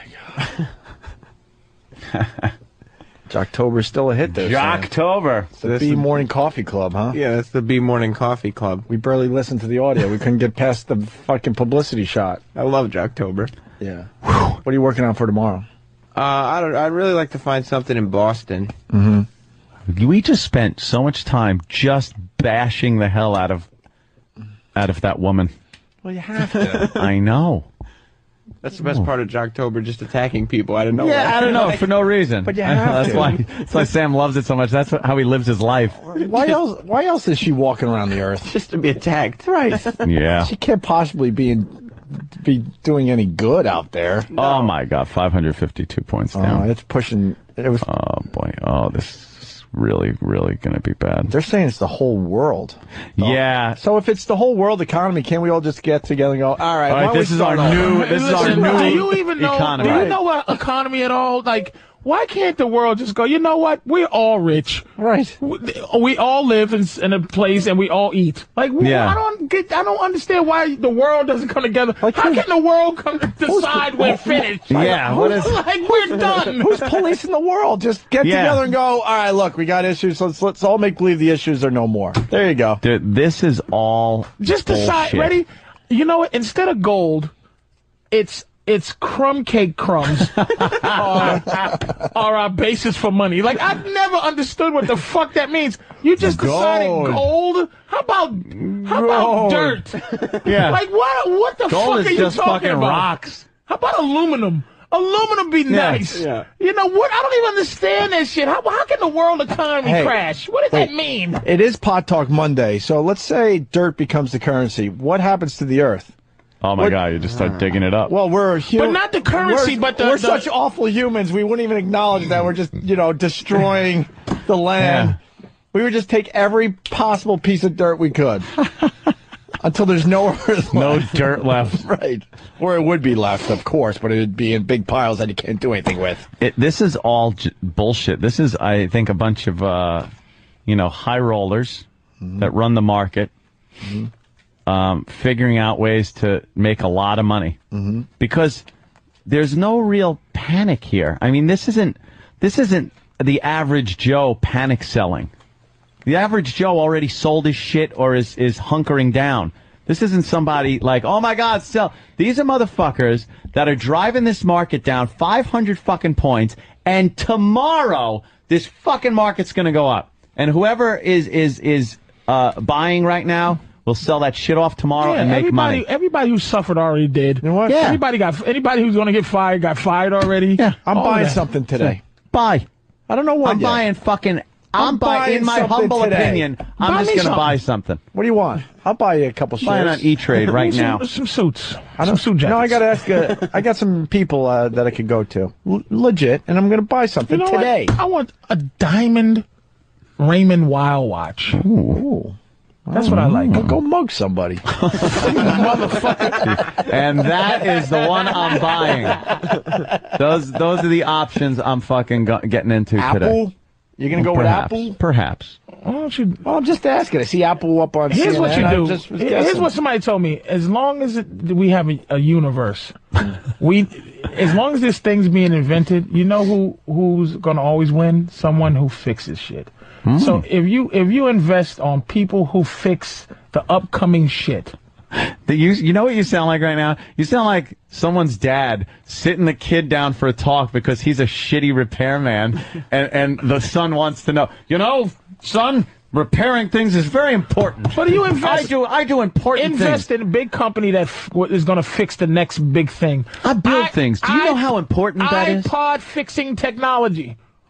iPod fixing technology. iPod fixing. It's called going to the Apple store and saying this fucking thing doesn't work, and they give you a new one. Yeah. Yeah, no, they're not about. There's no fixing that fucking thing. They're not about about a screw to open it up. That's why I don't. That's why they come up with a new one every 6 months. They don't want you. If you can go back in time, find one screw that opens that fucking thing. If you can go back in time, yeah. What would you have invested in? Oh fuck. Let's say 20 years ago. No, what it was. 20 years ago. Yeah. Fucking Apple. Apple, of course, Apple would be good. Microsoft, any of the computer technologies. Even back then, Yahoo. Here's and then wait until the bubble, and then sell. And let me tell you something. Of course, if you're going to do that, I would just get the Sports Almanac. Yeah, I would take 1955. I would take all the names. I would take the web names. And then go back in time. You don't need to use the market. No. You just. I would take web names, man. Biff Tannen made a fortune. I've been to the Biff Tannen museum. You went? Yeah, and he made a fortune apparently with his Sports Almanac. Just came off looking like a lucky guy. Well, he had made enough money that he had like a robot of himself in front of his house. Yes, in front of his house, and then the courthouse, building a giant hotel, casino, a hotel over it. Amazing what he did just with the Sports Almanac. Yeah, no market. It was just all the OTB and stuff like that. Yeah. That's how about Viagra? Biff Tannen, very smart man. Yeah, that didn't do shit. Oh yes, Patrice. Yes. How about Viagra? Invest in Viagra? Who puts that out? I don't know. Pharmaceutical. Pfizer? Yeah, Pfizer's a good pharmaceutical That would have company. been good 20 years ago, maybe. Sure. Let's time. We could maybe do one more thing and get out of here. That was terrific, though, Sam.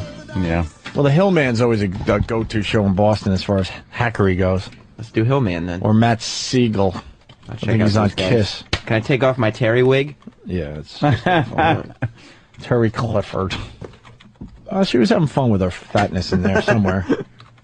You know she's crying inside, though. Who are we kidding? Of course she is. All right. Wants to argue with Ant about what? All right. About what? Let's see what. Argue with Ant about websites and stocks. No. What? No. What? No. What?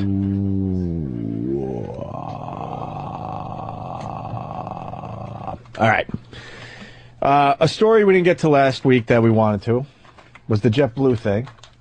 JetBlue attendant, Patrice, I'm going to ask you one more thing we can do. JetBlue attendant showed nude pics to passenger. All right. Okay. Was it a male attendant? Oh, okay. Oh no. Ooh, boo, boo, boo. I think it was. That's queer. I think it was a black dude. A black male? Yeah. A black male attendant Check showed. this out. Trying to pick up some chick on the plane. That's unusual because usually all those guys are sissies. I've never met a straight male stewardess ever. I hear you. Let's do this.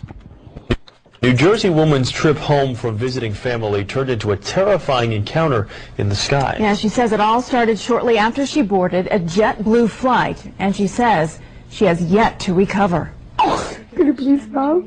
Gina Roussette is still traumatized 8 months after she says 8 months and she's crying over some cock? You know what? Frivolous lawsuit. This is bullshit. Bullshit. Traumatized 8 months after she says a JetBlue flight from Fort Lauderdale to Newark turned into a nightmare. It started with what she thought was a friendly conversation with a flight attendant. But looking back now, she says she should have been wary. He literally told me that he was going to have nobody sit next to me because I was all his. I was definitely trapped. And after takeoff, it got much worse. She says Dana Rokiam's behavior was lewd and outrageous. He kept telling me that he wanted me, and at one point he said that, you know you want me, and always grabbing himself, like profusively. I mean, all the time. Profusively? Profusively. Even if she was using the right word, it was wrong. Profusely would not fit there either. It was not the word she wanted, you dumb bitch. Grabbing profusively. This woman He is sweats adult. profusely. Yeah. You don't, maybe if he said, Touching himself he's shitting on me profusely. You would have to be Say he was touching himself and he came on me profusely. Right. Yeah, but not just touching himself profusively.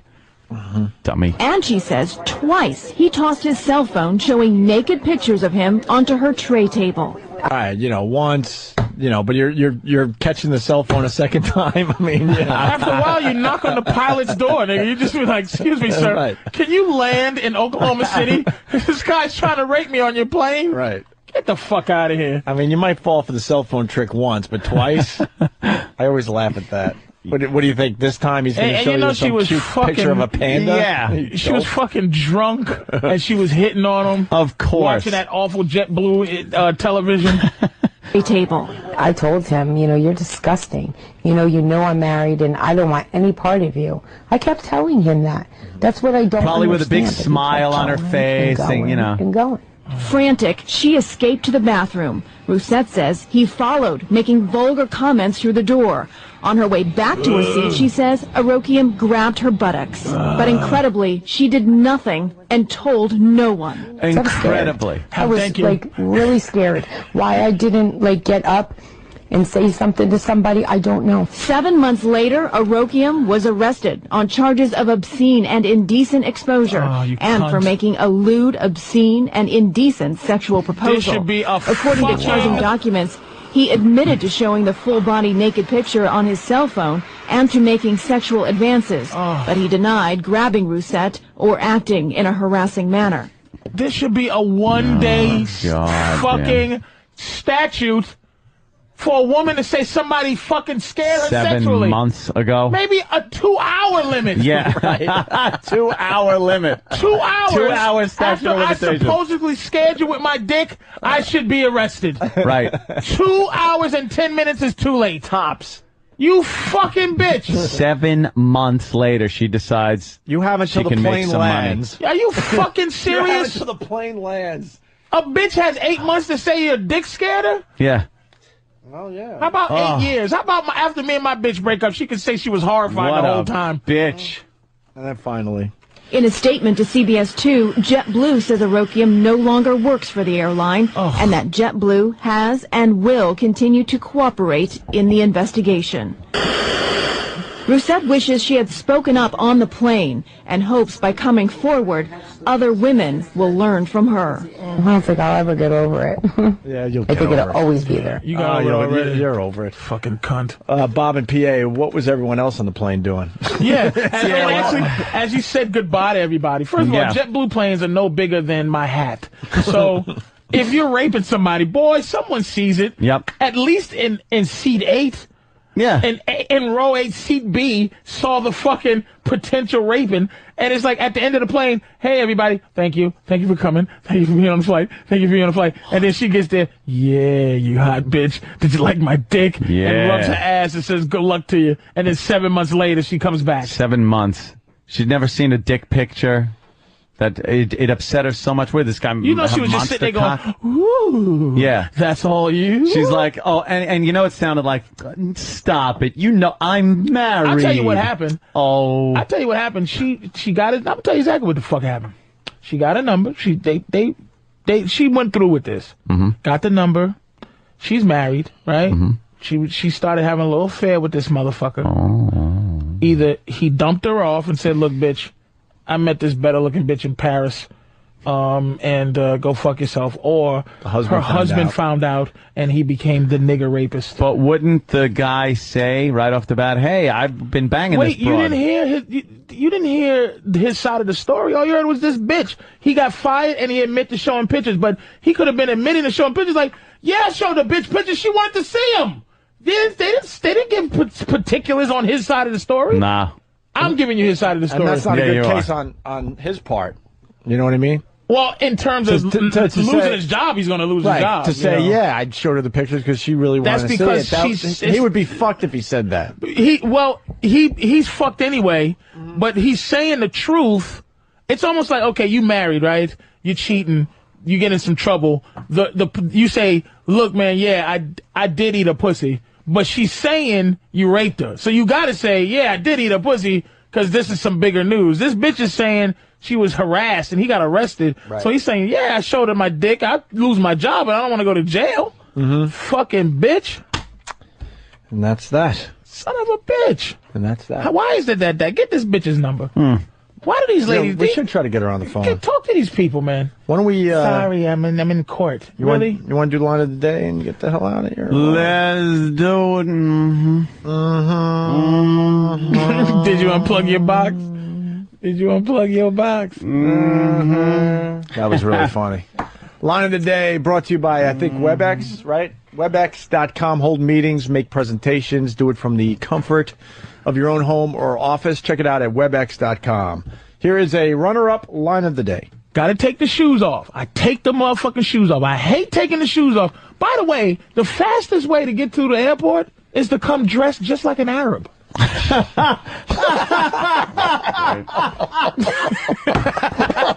Holy shit. Sandals and a big shirt. No belt. No shoes. Nothing. Wow, that's fucking perfect. Wow. Yeah, that's wonderful, Patrice. Patrice is going to be at the Addison Improv for the Dallas folk. Yeah. It's the Dallas market. It's just one of the suburbs. I've been to that club. They do a good job there. I'm going to the suburbs of Texas. They all carry guns. Can't wait. They all carry, and they all got boob jobs down in Dallas. Great. Fantastic. It is like another world down there. Yeah. Another runner-up line of the day. Is it like one of those small boats like from Apocalypse Now? Just no, it's kind of a tricked out like pleasure craft that I A-teamed like a long up. Miami like I A-teamed with some metal and some technology and some guns and stuff. You're a wimp. And then why? Because you know they can't swim. Well, that's why I'm in the water. So it was quite a racist discussion. Oh, Jesus. The back and forth daydreaming about what's going on. Me and Patrice would leave the show and just start daydreaming. Waxing fantastic about what could be. Oh, damn. To the jackasses who think we're supposed to be here until noon, go fuck yourself. Shut your fuckholes. Especially Jim Akers or Ackers from Louisville. We're supposed to do this till 11 every day, and a lot of days we go way past 11, so go fuck yourself. I get the website says we're on till noon. That has nothing to do with us. Shut up. Thank you, Ant. Another runner-up line of the day. Boo again. What is this, a wrestling match? Yeah. What's going on? But hiss, boo, hiss. It's like Snidely Whiplash is going to come out and tie her to the train tracks. And McCain's got to rescue her. I'll rescue you. Yay! Oh, here comes Obama. Boo, hiss, boo. Oh, man. You are the only funny, great impressionist I've ever met. Patrice? I'm telling you, man. I've met impressionists. That is they're just not funny people. They got the voice down, but if you listen, they have nothing. Anthony, he does spot on impressions, and he's a funny motherfucker, man. I'm getting the vapors I'm over serious, here. man. I like to just pull a Snidely Whiplash impression. You would have to think. I would have to think about that for at least 7 minutes before I can remember Snidely Whiplash. But to actually pull it out, you know how you're Jim Carrey from Cable Guy. Something happened. He's a prodigy. Well, you know to be able to pull shit up like that. that. You know how lonely he has to be to have all that inside his head. That's all it you know was. How much time you got to be sitting in front of a TV by yourself? It's almost Rain Man to be able to do that. To be able to pull a whole Snidely Whiplash, all the characters. Man, then I can't remember shit that people tell me, like, we're doing this next week, and I'm like, wow. It's just a strange thing, man. How you able to do that shit? And then thank you, Patrice. Spot on impressions, like absolutely spot on impressions, man. That shit's funny, man. Thank you, sir. But then some of these guys though that do impressions, you just go, "Hey, man." No, if I'm not doing an impression, please don't talk to me. Please. I have nothing. Nothing. I really don't have anything. You don't need me to do something? Especially my regular voice. I have nothing. I know everybody's got a name floating in their head. He's a nice guy, though. Here's a runner-up line of the day. I do believe the last one. 4 syllables. Everyone's so, you know what it is, though? I'll tell you something, and I'll play the white devil's advocate here. Which is redundant. Go ahead. Nice. Nicey nice. Line of the day time. Thanks to WebEx.com. Patrice, thank you. Patrice will be here tomorrow? The whole show. Jim is gone. Oh, fuck. I'm sleeping in tomorrow. Yeah. I don't have to come in at 5 and show prep nothing. Mm-hmm. Just give us a good energy. Just talk about. We throw the playbook out when you come by. We throw the playbook out. We'll talk about what we fantasized about overnight. What I went to sleep by with a smile on my face. People are sticking up for Jay Moore. Of course, Jay Moore could do the voices and be funny at the same time. Oh, yeah. I have to say, you're generalizing. There's probably a few, but I met Roger Cabler. You know Roger Cabler? He was one of the great impressed. I mean, great, but just as a person, you just go, Roger, man, come on. You know, I drove one time. He's just nothing. If he's not doing an impression of somebody, it just ain't happening, man. But but Jay, funny, a person who does great impressions. But I never thought Jay to be. He does great obscure impressions. Yeah, and he's a funny dude. But I guess I'm not around Jay enough to go, oh, he does impressions. Mm-hmm. But I know he does a great Christopher Walken. He's not known for that's what doing I'm saying. impressions. But he's starting to be.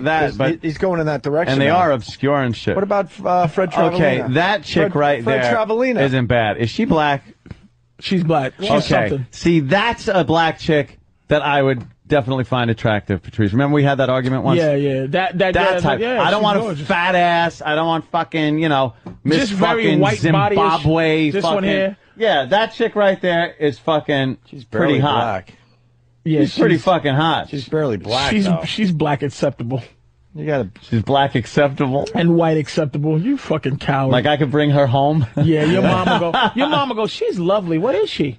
She would go, and then I would have to answer. Almost looks Italian. In terms before she's Sicilian. Before we go, can I ask one quick question? Sure. Just Nothing's maybe we can think about it. Ooh. And come back tomorrow. Look at that little tease. That's Ready? nice. How about for tomorrow? Okay. Want the question, I'm going to put the question out. Yeah. And then how come Obama's white side isn't in the equation? We answer that. I don't know. All right. That's tomorrow. Okay. We'll think about that one. All right. Well, think on that. That's your homework assignment for this evening. Oh, we almost got out without homework. God! You can't give homework after line of the day starts. Why doesn't his mama count? That's all I want to say. Yeah. Okay. Right. I got a few things in my head, but I just have to say yes to Redding, Bobby D, and Yeah, a few of other course. people that are playing along at home. Just put it that way. Webex.com, thank you. Here is your line of the day. Here comes line of the day. Line of the day.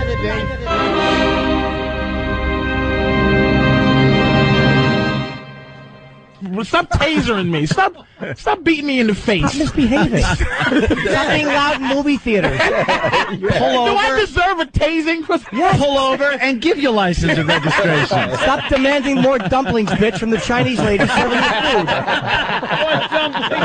More dumplings. Oh, yeah. There's a little improv stand-up for you. Yeah. You know the funny thing? Stop demanding more dumplings, bitch. Bitch. Bitch. Patrice, always a pleasure. Oh, yeah. We'll see him and everybody else tomorrow. Later. We'll go with the quick out. Have a good morning.